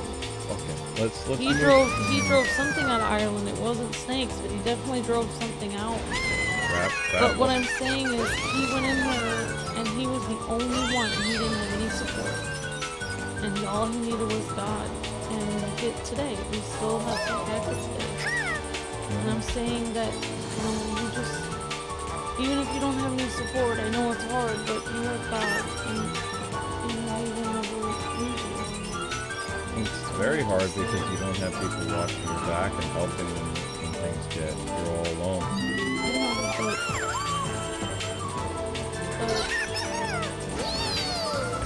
I'm just telling you from my perspective. I know it's hard, but I don't think you're doing anything wrong. I'm aware of that, but I still have nobody. Like, I don't have another. Like, no YouTuber friend has ever stuck their neck out to me that I can think of. I've stuck my neck out to them, but I've never had it returned. I'm sorry. Okay. It is. But I can still be annoyed about it.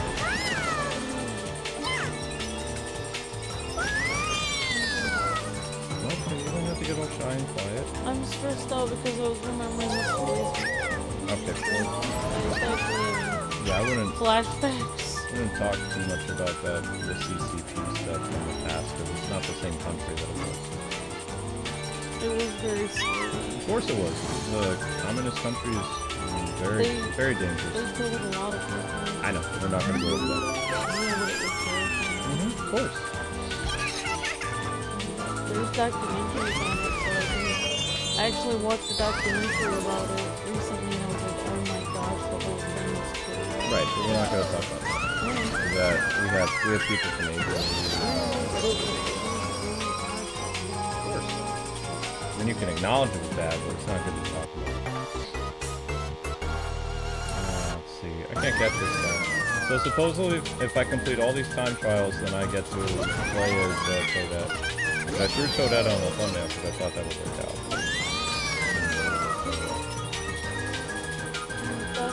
I'm glad you got out of that whole thing.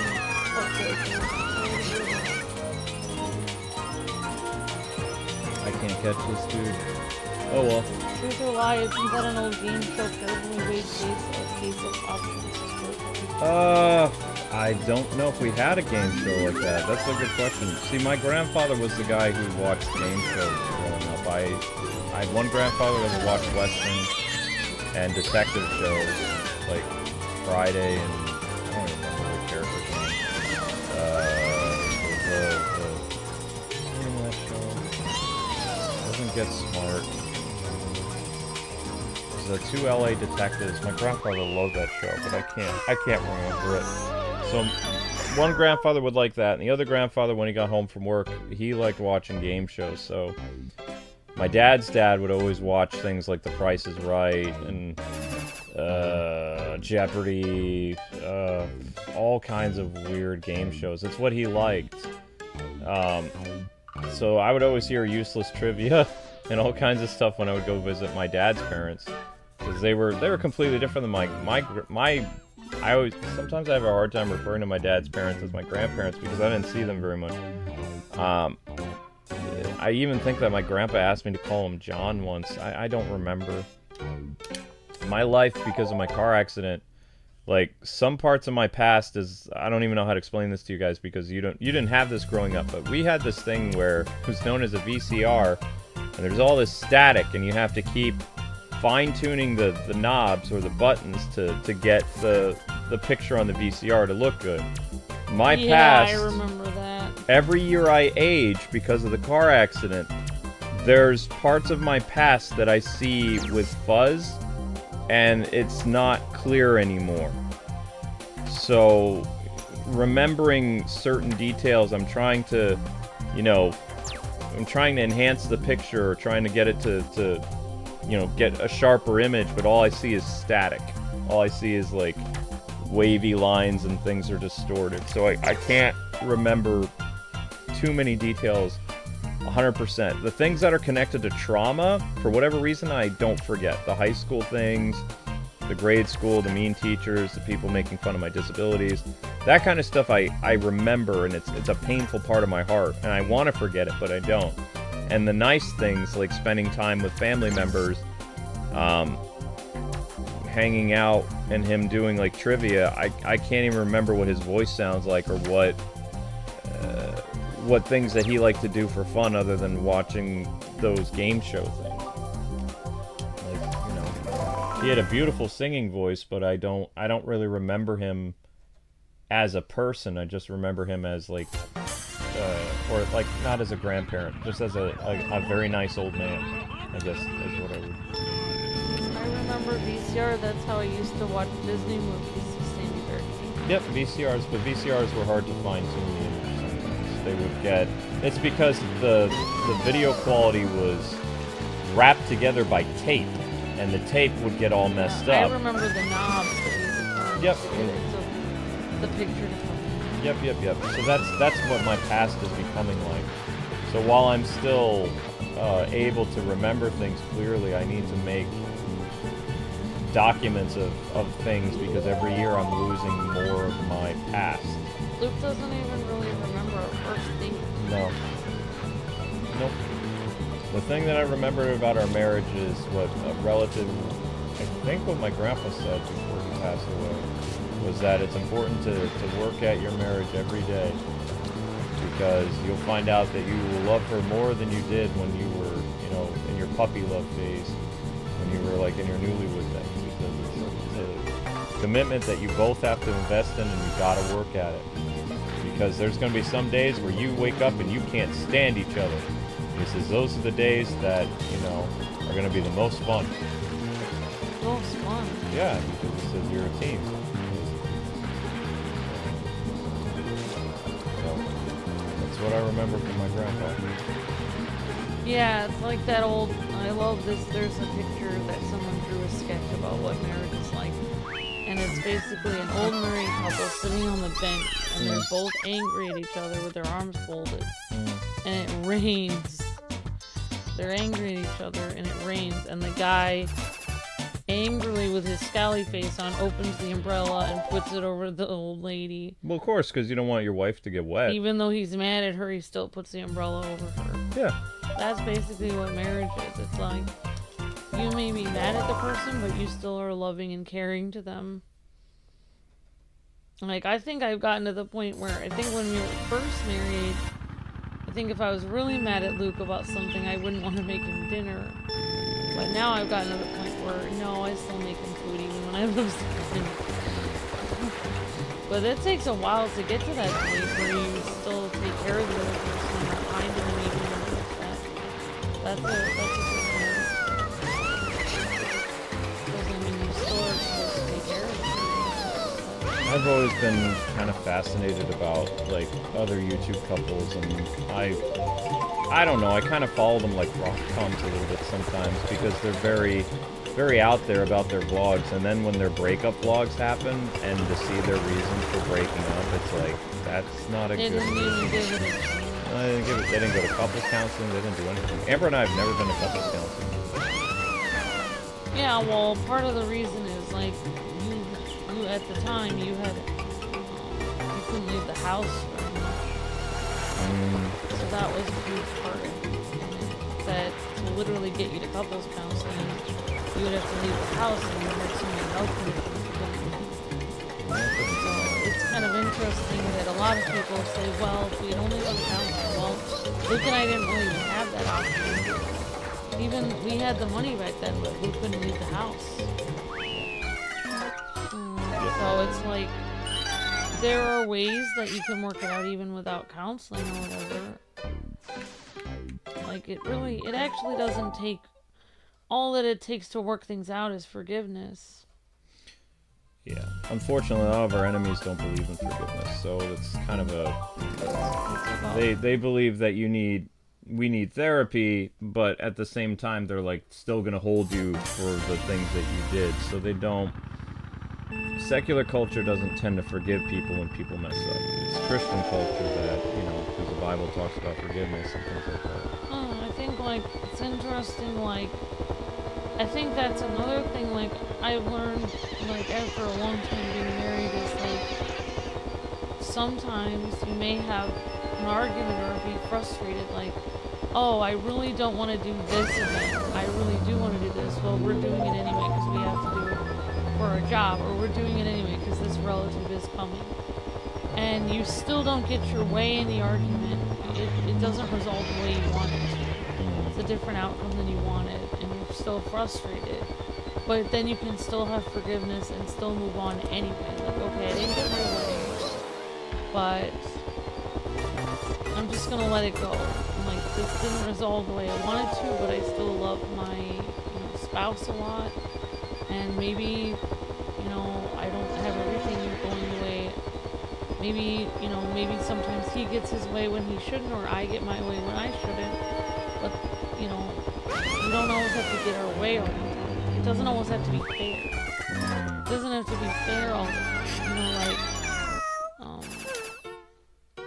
Like there's things that I do that I get my way that aren't fair, and Luke probably gets frustrated, and Luke has things that he does.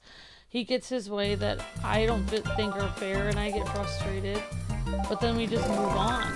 Like we don't need to think about and tally it up, all the things that are fair on one side and unfair on the other side. Scoring things against each other? Is that what you're talking about? Yeah, like, oh, you had this one day where you bought these shoes and I didn't buy anything, or no, I don't remember. Or that this stuff. or this isn't fair. You didn't help out with the business, or I had to do all this, and this person came over. I had to take care of this situation. You weren't here at all.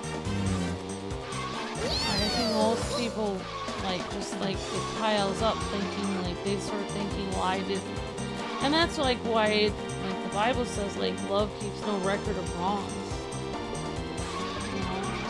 There's no record of wrongs. I've never done that tally thing against you. I've never even thought about it.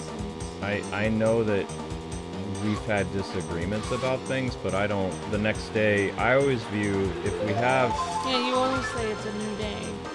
Yeah, it's how I grew up. It's like starts over. I always heard in my household, don't let the sun go down on your anger. So if I got in a fight with my sister, I had to forgive her before the end of the night, and the next day it was the next day. It was a brand new day, brand new outcome. Yesterday was the past, today is the present. Yeah, it gets to the point where you have to know that you love that person more than you care about getting your way. Like maybe you won't get your way on this point, or maybe I won't get my way on this point, but you love the other person, so you just let it go. Like maybe you didn't get your way, but you just let it go. But you have to understand that maybe I didn't get my way. I'm only that chill with you because you're my wife. Yeah, I exactly. literally have people that I hate, and I've held grudges for 20 years. I try not to bring that up online, but... Well, I mean, everyone has problems with people that have hurt them. Well, no, some people have gone after my wife, and I've never forgiven them or forgotten. Like that one YouTuber who ruined our Thanksgiving, I'll never forget. And I still want to see something happen. But, part of me as a, whatever adult I am, I'm supposed to let go of things, but there are certain parts of that have happened that I can't let go of, and I can't stop thinking about. For me, I don't think it's bad that you work harder on your relationship with me than other people. Well, your priority. I'm here all the time. you're the priority. You're the most important aspect. And so of course everything that I do, I have to make sure that I'm, you know, doing right by you, but I don't really care how other people see me. Because it's like my most important thing, the most important person I'm going to spend my time with is you. Because you're my wife, that's how it's supposed to be. You know, it's good for me to have friendships if I can make friends, but at the same time, the person who gets all that, whatever energy I'm able to invest would be my wife. That's just how it's supposed to be. Definitely Kiki PJ. So it's willingness to adapt and be flexible that will matter the most in a relationship. Kiki PJ. Love triumphs all. Love triumphs all. Yeah, I mean that's the thing. Like, I think Luke and I, like, we don't have the same way of communicating at all. Like, we don't have the same. We don't think the same. We don't have the same priorities. We don't have the same opinions on most things. We don't have the same hobbies. We don't even like the same kind of games usually. Nope. So there's thousands of things in which we could disagree on at any one time. Like literally thousands. If we focus on them. But that's why we have to learn to move on, and we have to learn to realize that we care about each other more than being right, or care about each other more than winning an argument. So, but you know, like usually if I am really upset, I'll go upstairs for a minute, and then like I think it takes me a while, like sometimes an hour now, to realize like, okay, like this is long enough. Like I'll make sure, you know, go back down and make up. But yeah, I mean, like it's hard when you first get married. It's really difficult. Usually more than an hour. Because I think a lot of it is you don't know if you can trust the person. You don't know if they care about you or not. You don't really know them. You're getting to know them. When you're first married, or yeah, like when you're first married. Yeah. You don't know if you can really trust them or not. Do they care about you as much as you care about them? You know, are they trying to like pull one over on you? I think the hardest thing that I remember about our marriage is when we had to live in a singular room, like with the studio stuff. It was in such a bizarre shape that I couldn't even afford a proper place. Like that was rough. But like I'm very thankful for, you know, the places we've had, because I feel like, at least maybe I'm wrong, but I feel like Amber has places that she can go if she needs to get away from me, or vice versa, where, you know, we can have space and then talk or work things out later, instead of just being, even when we're mad at each other, like being stuck in like one area. And we have places that we can escape to, and it's always the most important thing I've always told couples, because I've had couples ask advice, said if you're having a fight, the most important thing that you can do is walk away for now and then make up later before, you know, the next day. Like, get yourself out of the situation, you know, because somebody always has to walk away from it, because it's just going to continue. Because you're both emotionally charged, and you need to center yourself. And the best way to do that is remove yourself from the situation. I think that's why, like, some people, like, start to, like, think, like, make weird rumors about us and stuff. Like, when we're really heated from a game, I might leave for a minute, because I just don't want to I don't want to say something that could make you upset. So then people think, like, I'm scared of you, but I'm not. I'm trying to, like, I'm trying to give you space so that you don't get more upset about the game. Because it's already stressing you out. Sometimes there's no way to avoid that. Especially retro games. I really try, like, I try to stay there, but it's hard when you're, like, yelling at the screen and upset. So I just don't, I get, you know, I just... You want to know what's funny? Sometimes it's loud and I want to leave. Well, yeah. You want to know what's funny, though? The next day, like, after I exploded in a game or whatever, I don't really remember what caused the trigger. I can, like, kind of vaguely understand what, you know, was going on, why I went off, but, like, the next day I just don't remember it. It's just, like, especially because I'm playing a different game, and, you know. But whenever I go to the classic, sometimes it does, you know, it brings back both good memories and also, like, oh man, I have so much problems with this game. Yeah. Wait, there's bombs?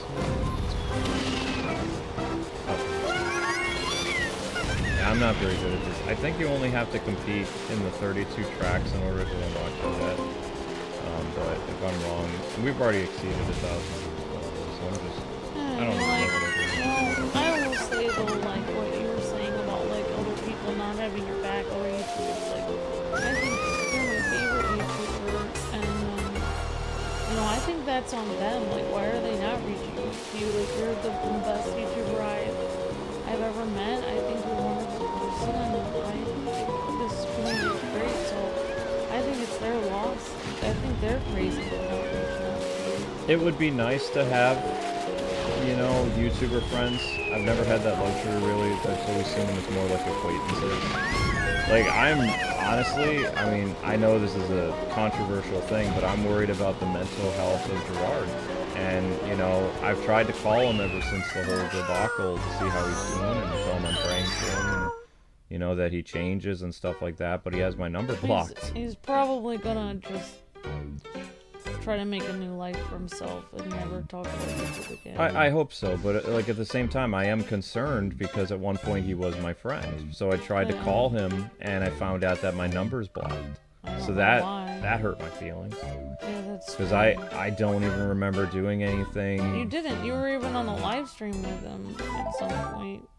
Yeah. So I mean that kind of stuff, like especially when people take the side of controversy over, you know, actually knowing me as a person, that I don't like.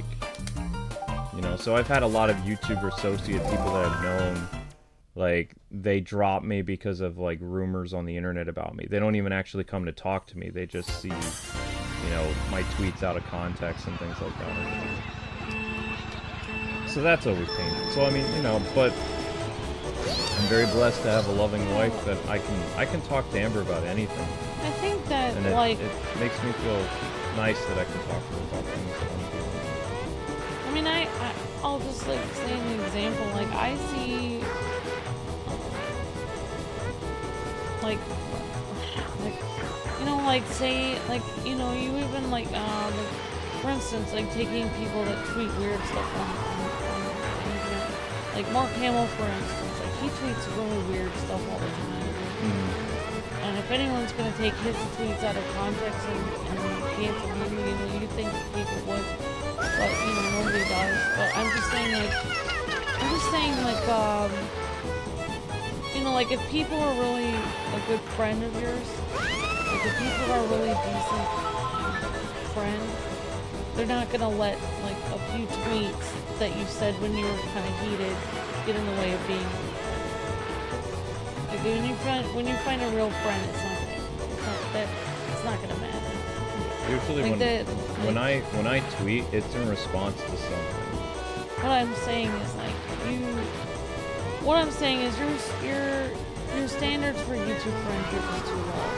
That's what I'm saying. You're looking at people who aren't very good friends for everyone. No, I still honestly. You have a lot of great friends that are viewers. And we have friends in Pennsylvania that help us move. And you know, you don't need a million friends. You just need a couple of good ones. There's a couple great friends right here in the chat. I know. I'm just telling you from my point of view is like it just reaffirms what I've always thought about YouTube is that people on this platform, they'll just use each other until a fault.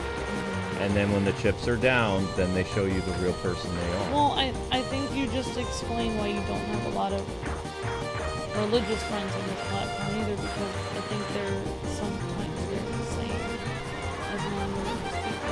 Some of them are the same. I mean, no offense to a lot of Christians, but I've met a lot nicer atheists and non-believers that I consider closer friends than people that were at my own church, because the people at my own church, in my personal experience, they're very judgmental. Like, I've had so many people tell me that my job is demonic to the point where I don't even like going to church. Yeah, that's my experience, like, with, I don't really know, I mean, I've met a lot of nice Christians and religious people, but what I'm saying is, Like That's look just at my look at experience, these look though. at these religious channels online. Look at their. Have you ever actually looked in what their topics are? A lot of it is like they're pointing out everyone's wrongdoings. Like this is wrong. Going to the movie theater is wrong. You know, eating bacon is wrong. This is wrong. This is wrong. Like pointing out everything that's wrong. You know, with what everyone else is doing. I mean, you never even see them making a video about self-reflecting, thinking about what they might be doing wrong in their own life. They're always pointing the finger at other people. You ever think about that? You ever think about how all these religious channels are always making videos about how everyone else besides them is doing everything wrong? It's kind of interesting that I never see them make a video about, hey, you know, God told me I was doing this wrong. I wasn't being nice enough to my mom and sister, so I started changing. I never see them making a video like that. Yeah, it's always about what everyone else is doing that's wrong. It's always about someone else's sin and not your own struggle. I wish that Christian vloggers would actually talk about what they're doing in their own life. Like, you know, hey, I got in a fight with my wife or my kids, and this is how I handled it, and this is blah, blah, blah, you know. I think they would be more relatable to, if they're trying to reach out to secular people by basically calling out people's sin all the time. It's not a good way to be a witness for one, and also, I mean, you're going to continue a stereotype of how Christians behave. So, I mean, that's just my perspective. I'm just saying that's the kind of people that you said you want people in your corner. Those would be the kind of people you would end up making friends with, and how long would that friendship last? It would last until they saw you play one video game and then they would drop you. No, I've already had that. I've had Christian gamers reach out to me. They're like, I supported you for all these years, and I, you know, tried to believe that the rumors about you weren't true, and then you played Yakuza. You played such bad games. What rumors? Now there's rumors that I've yeeted people. I just can't. To me, it sounds like the life of the lies that these people create sounds more interesting and thrilling than my own life. That it's like I've never done half of these things that they accuse me of. I mean, not to get weird, but you know, it's interesting that I mean, we were on the topic, so I'll just talk about it for a second. Is this some gonna end up back on some weird shit? Or? No, okay. You know, I've heard a lot about like the Apostle Paul went through something similar where after he started a lot of churches, all these lies came up about him. And people were trying to take all his churches away and say all these horrible things about him. And he said that was the thorn in his side. And I was listening to a speaker talk about it, and they said that was actually that God allowed that to happen to him. All these lies. Mm. And the reason why God allowed that to happen was so that he would stay humble. And he wouldn't forget that he needed God every day.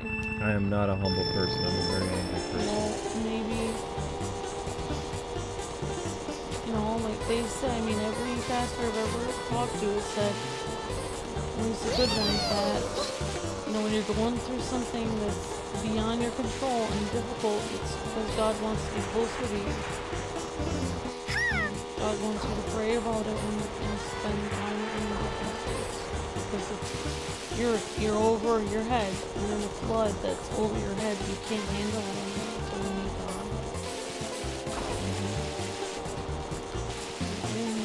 No, I don't disagree with you. I just disagree with the execution of it, because I believe that God isn't supposed to let you, you know, deal with stuff that you can't handle. Like, everyone has a breaking point. I've reached my breaking point for the past 5 years, and it just keeps getting worse and worse and worse. And no matter what I do, it doesn't end. And I'm already at my point where I'm right on the edge, and it doesn't improve. And all these Christians always tell me, he's not going to give you more than you can handle. It's like, I'm beyond the point that I can handle. I mean, my experience, life always gives me more than I can handle. But, you know, that's why I have to ask God for help. never stopped asking for help. I'm just saying, when they tell me all this other nonsense and this fluffy stuff, the fluffy stuff never does anything. I think... So it's like it's just not relatable to me. I think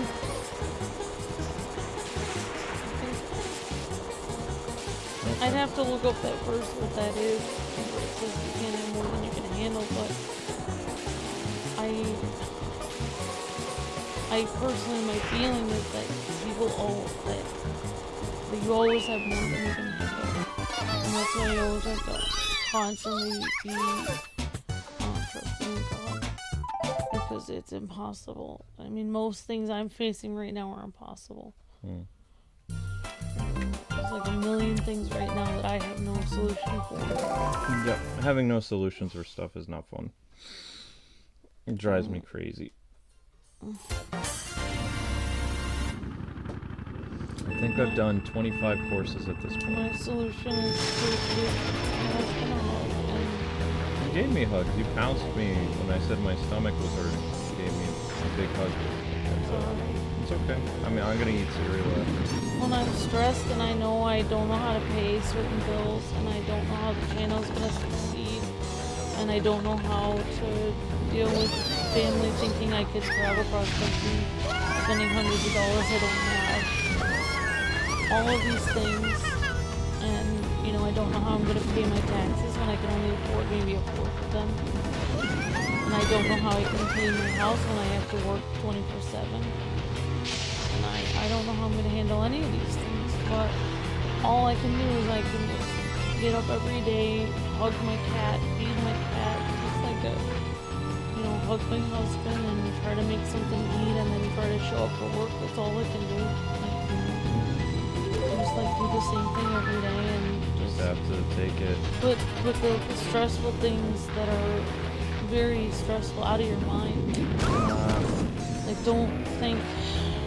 I mean, that's what they mean, like, give it to God, you know, like, you just like, for me, like, I just told God, like, I don't know how I'm gonna handle all this stuff. I'm gonna do the best I can today. I'm gonna try not to be stressed out and try not to yell at people or try to just be calm, even though I'm overly stressed.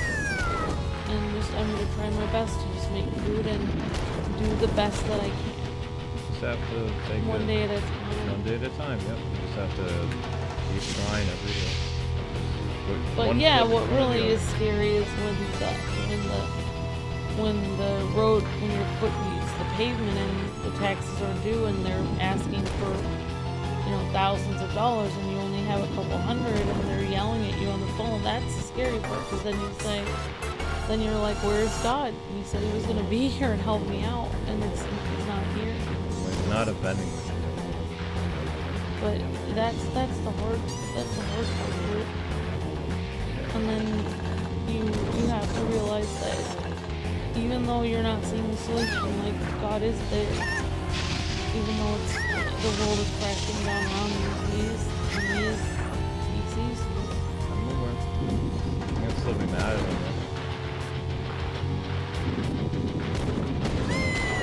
That's where I am. But, it would be nice that I'd actually get, after all these years, the fact that I'm not even acknowledged on the internet as a Christian gamer or a positive thing, it's upsetting to me, because I've made all these sacrifices because of my faith, and I'm not even acknowledged by the faith-based community. It really makes me angry. It's like I'm not even on their radar, or they consider me a part of that. So it's like I'm adrift on a raft by myself.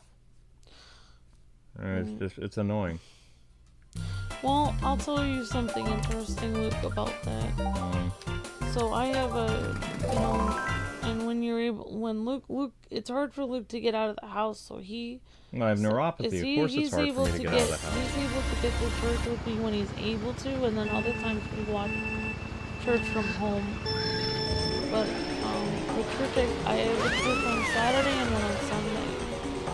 And my Sunday church, they know that we're struggling on YouTube and that we're Christians and we're trying the best we can. And I've even mentioned that it's good influence on people and stuff, and they don't care. They see it as, and they're like, oh, I guess you're not doing what God wants you to do because people are you're struggling.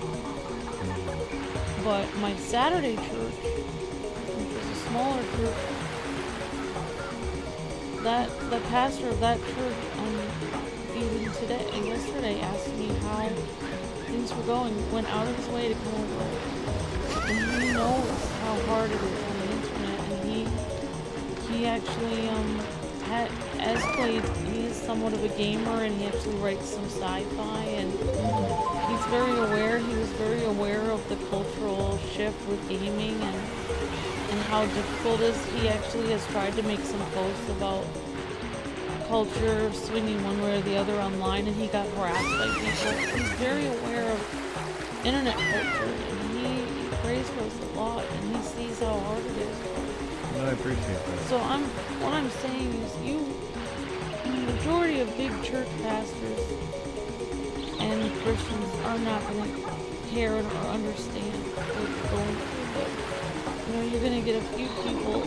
Let me explain to you something interesting. And I found this out when I almost was homeless. When I had no money, no food, and I was out almost on the street. I had nothing. I had to go to the Salvation Army to get food. The people that came over and helped me were poor people. Hardly any rich people helped me. It was always people that hardly had any money because they knew how hard it was to struggle like that. And rich people didn't understand how hard it was. So what I'm saying is the Christians that know what you're dealing with and how hard it is, they are going to know and help you. And they might not be the big Christian community, or they might not be the big things, pastors or churches or thinkers. But it's going to be small people that really have a heart for God that understand that it's something really important that we're doing on the internet. I understand all that, honey. I'm just saying. No, I'm just explaining the truth. I know. I'm just telling you. That's all. Thank you for telling me that, though. That's nice. I always appreciate when people pray for us because I need it.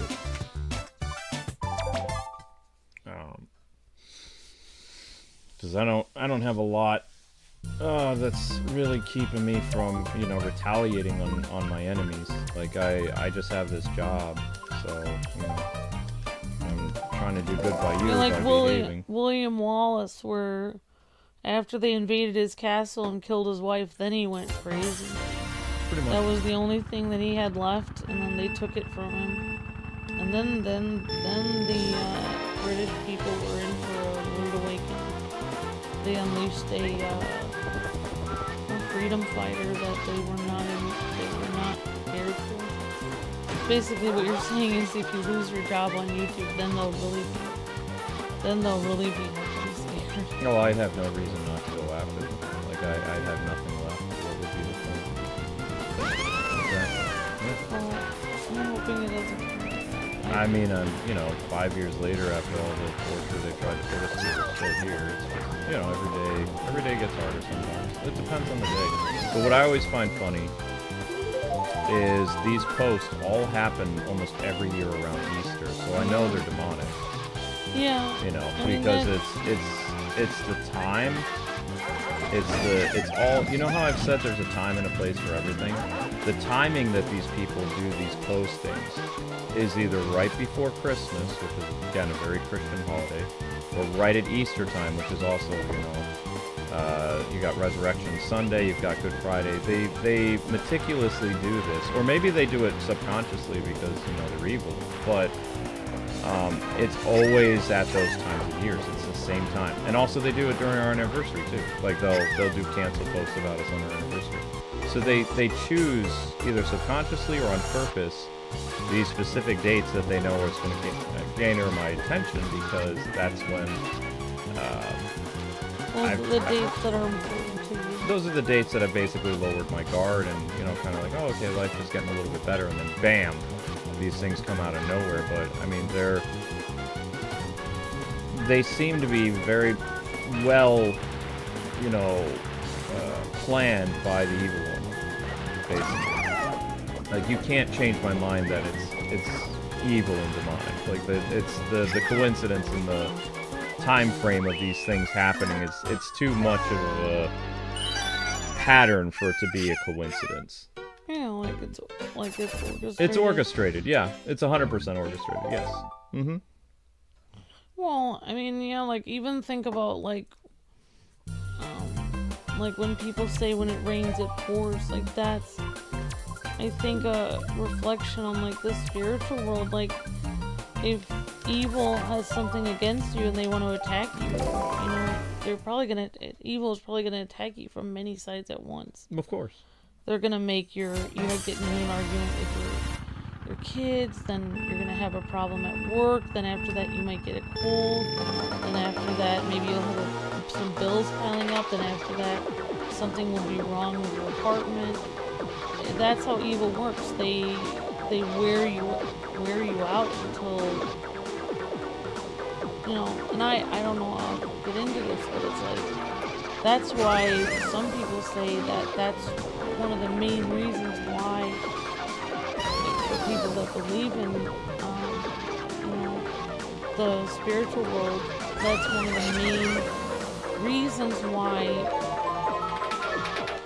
like, if like, for instance, like, say there was an army of demons attacking, and all they did was just basically just keep pelting you with rocks, or they just took away your finances, but everyone else was really nice to you and felt bad for you and helped you out. That wouldn't really benefit them, because they're not destroying your life, they're not creating anguish and suffering because people are gathering around you and being nice to you.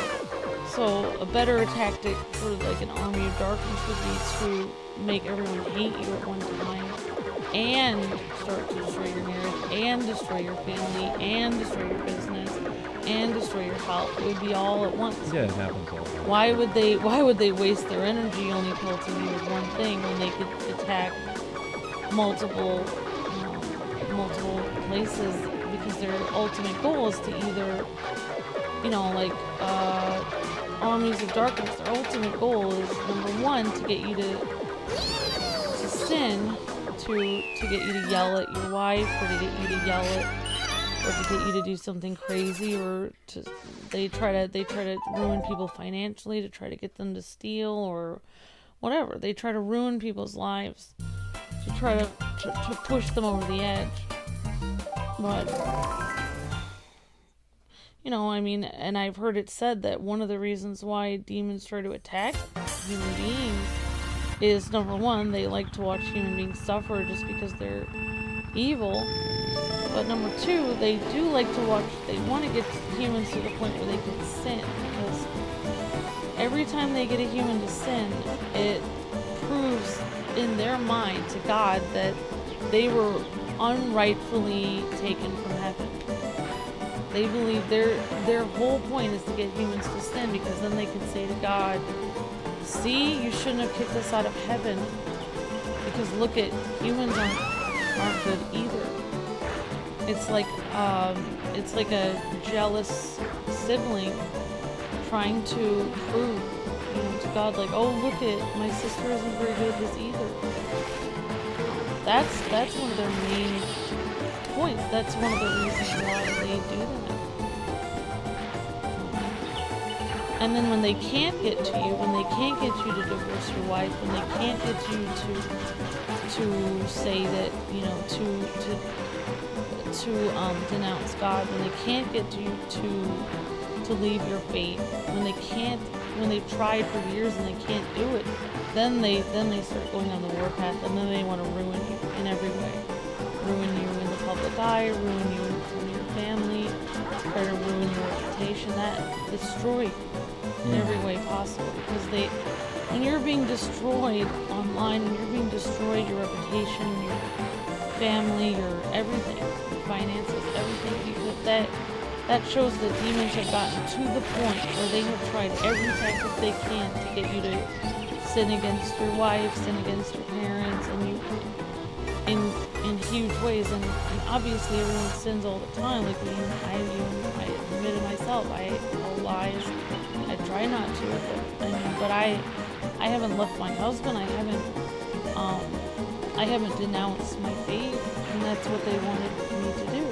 These evil things, and we haven't. We kept our faith, and I still trust in God, even though all this stuff has happened. But yeah, I mean that's to the point. Like, and I don't mean to be talking about all this stuff, but I was just trying to help with, and I just, so yeah, that's what it is.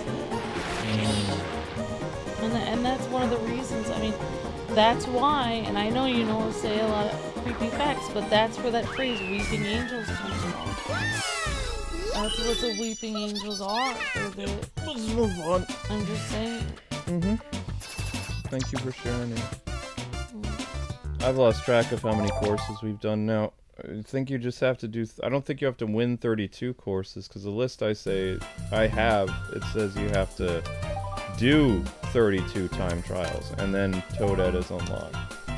So we only have 2 courses left, and then we can get to Fatal Fury. Yeah. Why are we talking about Splatoon 4?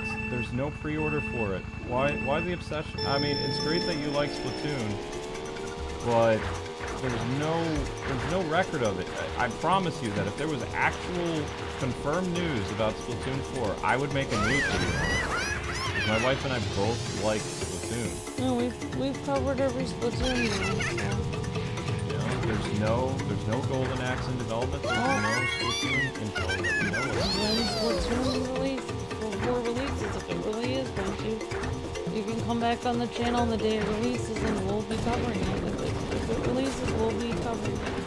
But until then, we don't know. I don't like to make rumor videos based on what other YouTubers are talking about on Twitter, because we don't like making videos unless it's 1000% confirmed. We would have to not see it. 100%. Like at least I have a good feeling about it. We would need to see, not just from a YouTuber site, but it would. I mean, for me, Luke maybe he's better at game journalism than me, obviously. And figuring that out. But for me, I don't actually believe something's happening unless I would see Nintendo post an official message about it themselves. I don't believe any rumors until I see Nintendo post it. Can I just explain this real quick? Some of those rumors that Splatoon 4 was going to be announced, they said it was going to show up on the Nintendo Direct. It did not. In any capacity. And now, with all this daily Nintendo news, with the Nintendo app that we have, the Nintendo Today app, Nintendo hasn't confirmed any, as far as I know, any new Switch 2 things. They just kept it very, I don't know, fun and loose. But, there's a possibility that they could announce a bunch of games in June, after the Switch 2 releases, but all those people, and this is what I don't like about scoopers, is when a scooper says something and it doesn't happen, they never take accountability for what they said, because they don't want to bring attention to the fact that they either lied or they were, had incorrect information. And then people still keep believing what they said when there's no evidence to back up what happened with them. With the Batmobile situation that I had with Michael Keaton, I heard from somebody at Rocksteady before, when I ran with my story, that the Batmobile wasn't going to be able to be used outside of the special things, the special areas, right? And then, lo and behold, it turns out later that the Batmobile was going to be used for free roaming, but at the time, the person I spoke with didn't have any knowledge with that, because they said they were considering it, but they didn't have anything to share at that time.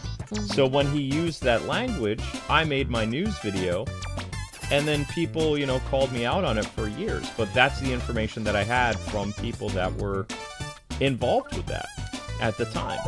So that's how I got to the conclusion with the Keaton Batmobile situation, is I heard from somebody from Rocksteady this, and I ran with it. I didn't have all the information, but I figured it was good enough confirmation based on what that person said, right? So it's okay. But with all the other stuff, it's with a lot of these scoopers and stuff, you have to look at their track record too, because they say stuff all the time, because a lot of them are monetized on Twitter. So when they're getting engagement from all these people clicking their stuff, they're making like $1,000 or more from the engagement farming alone. So of course they're going to say things that get them attention, or even a whole group of them, because they can circulate that, you know, that revenue. It's almost like they're kind of like, in a sense, they're news grifters or whatever. Yeah, of course. Pop Joe, just as when I first joined the channel, I was a Christian. Over the years, I discovered I was, quote, different, but no matter what, Luke and Amber respected me as a person. Of course, Joseph. I mean, you know, it has to do with the Bible says, Joseph. It has to do with You're so kind to us too, Joseph. our personal beliefs that, you know, Jesus met with people who, you know, were not all together, and he loved them, and, you know, he tried to show them, you know, how to live their life, or how to be a good person and stuff like that, as well as he talked to people about their sin, but he didn't, as far as I remember, and I'm not adamant with the Bible as much as I used to be, because I've been hurt by the world, but from what I remember from Sunday school and how it was explained to me is when people sinned, he didn't constantly remind them of their sin. You know, he just said, you know, I love you, and I want what's best for you, and, you know, I want you to follow me, and all this other stuff. And, you know, he never... The only time that he ever really got angry was with the people inside of the church that were doing bad things. Yeah, because... Mocking the church. It's interesting, Jesus said, oh, I have it on the tip of my tongue, like, you know,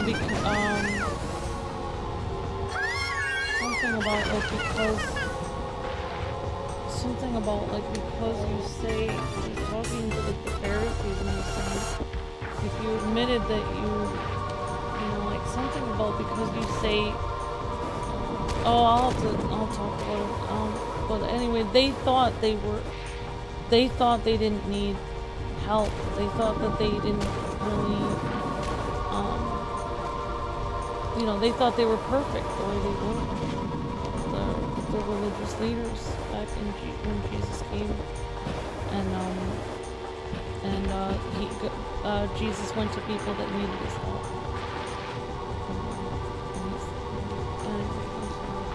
Jesus preached to everybody, and that's, you know, we have the same mentality, or we try to be, you know, kind and compassionate to everybody, because that's what we believe we're supposed to be doing.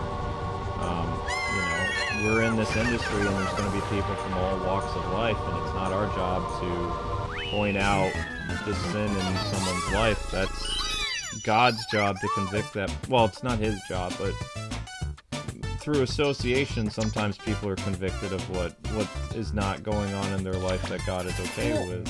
Look at when Jesus met Zacchaeus. You know, and like everyone ostracized Zacchaeus from that town. You know, and like you know, he was a tax collector, and people thought he was a bad person. He was probably ripping people off. I guess you have to win everything. But Jesus didn't like shout, you know, Zacchaeus climbed up in that tree to see Jesus, and Jesus didn't shout to the Zacchaeus in the tree like, by the way, I'm gonna go to your house, but first I'm gonna lay out all this stuff that, you know, I need you to correct before I talk to you. You know, no, he just said, I'm coming to your house, you know.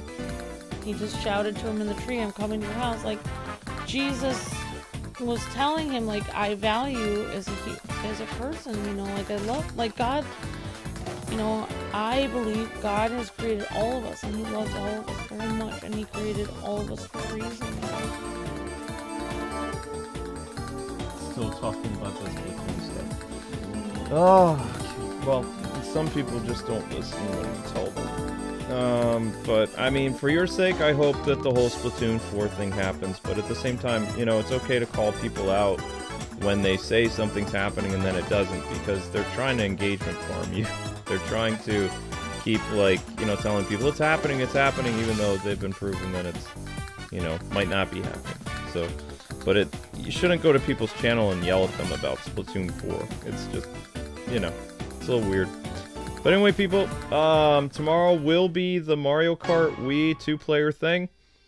We've exhausted everything that we can do. For whatever reason, we didn't unlock Toadette. I guess the internet information I have, it doesn't even say winning the races. It says you must play all 32 courses of the trials. It doesn't say you have to win them. It says play all 32 courses. And it didn't work. That's just such a cute thing, showing the little Wii in the controller. I don't even know if you ever got one of those wheel controllers. We had one of the Wii controllers. I had to do it for the publication I worked for. I had to play with the motion controls. I preferred playing this game with traditional controls because I don't like motion controls. Motion controls, especially back when this system came out, they didn't work very well. It was a great novelty and it was, you know, the future or whatever, but really think about it. How many motion control games were 10-to-1 controls? Not very many. You could play most Wii games by just waggling the controller around. That's not innovation. I'm sorry, it's not. So, you know, they would hand out the peripherals. We've got the wheel somewhere, but who wants to use the wheel? It gives you the impression in your mind, yeah, I'm doing all this stuff, but in reality, you just hold the controller sideways with the motions, it works the same. You don't have to buy the additional accessory to get it to work with the motion controls. It's still not going to play as well as the traditional controller, and I stand by that. I really believe that. But anyway, Fatal Fury's next, guys. It's going to be Ninja Night, and then probably... We don't know if it's an Ultimate Selects, or if it's a mystery stream. No idea, because we've reached out to the Ultimate, and haven't heard back from them, so... But I'm gonna get the music started for the next stream. Thank you guys for watching the stream. We'll get another one. Tomorrow will be 2-player. And then that's it for Mario Kart Wii. Then it's off to Mario Kart 7, which will literally drive us into the month of May. And then it's gonna be extensive coverage of Mario Kart 8 until June 5th. Somehow. I don't know how we're gonna do it, but we're gonna do everything in Mario Kart 8. So. And a little bit of Mario Kart Tour. Alright guys, God bless, happy gaming, thanks so much for watching. Head on over to Fatal Fury.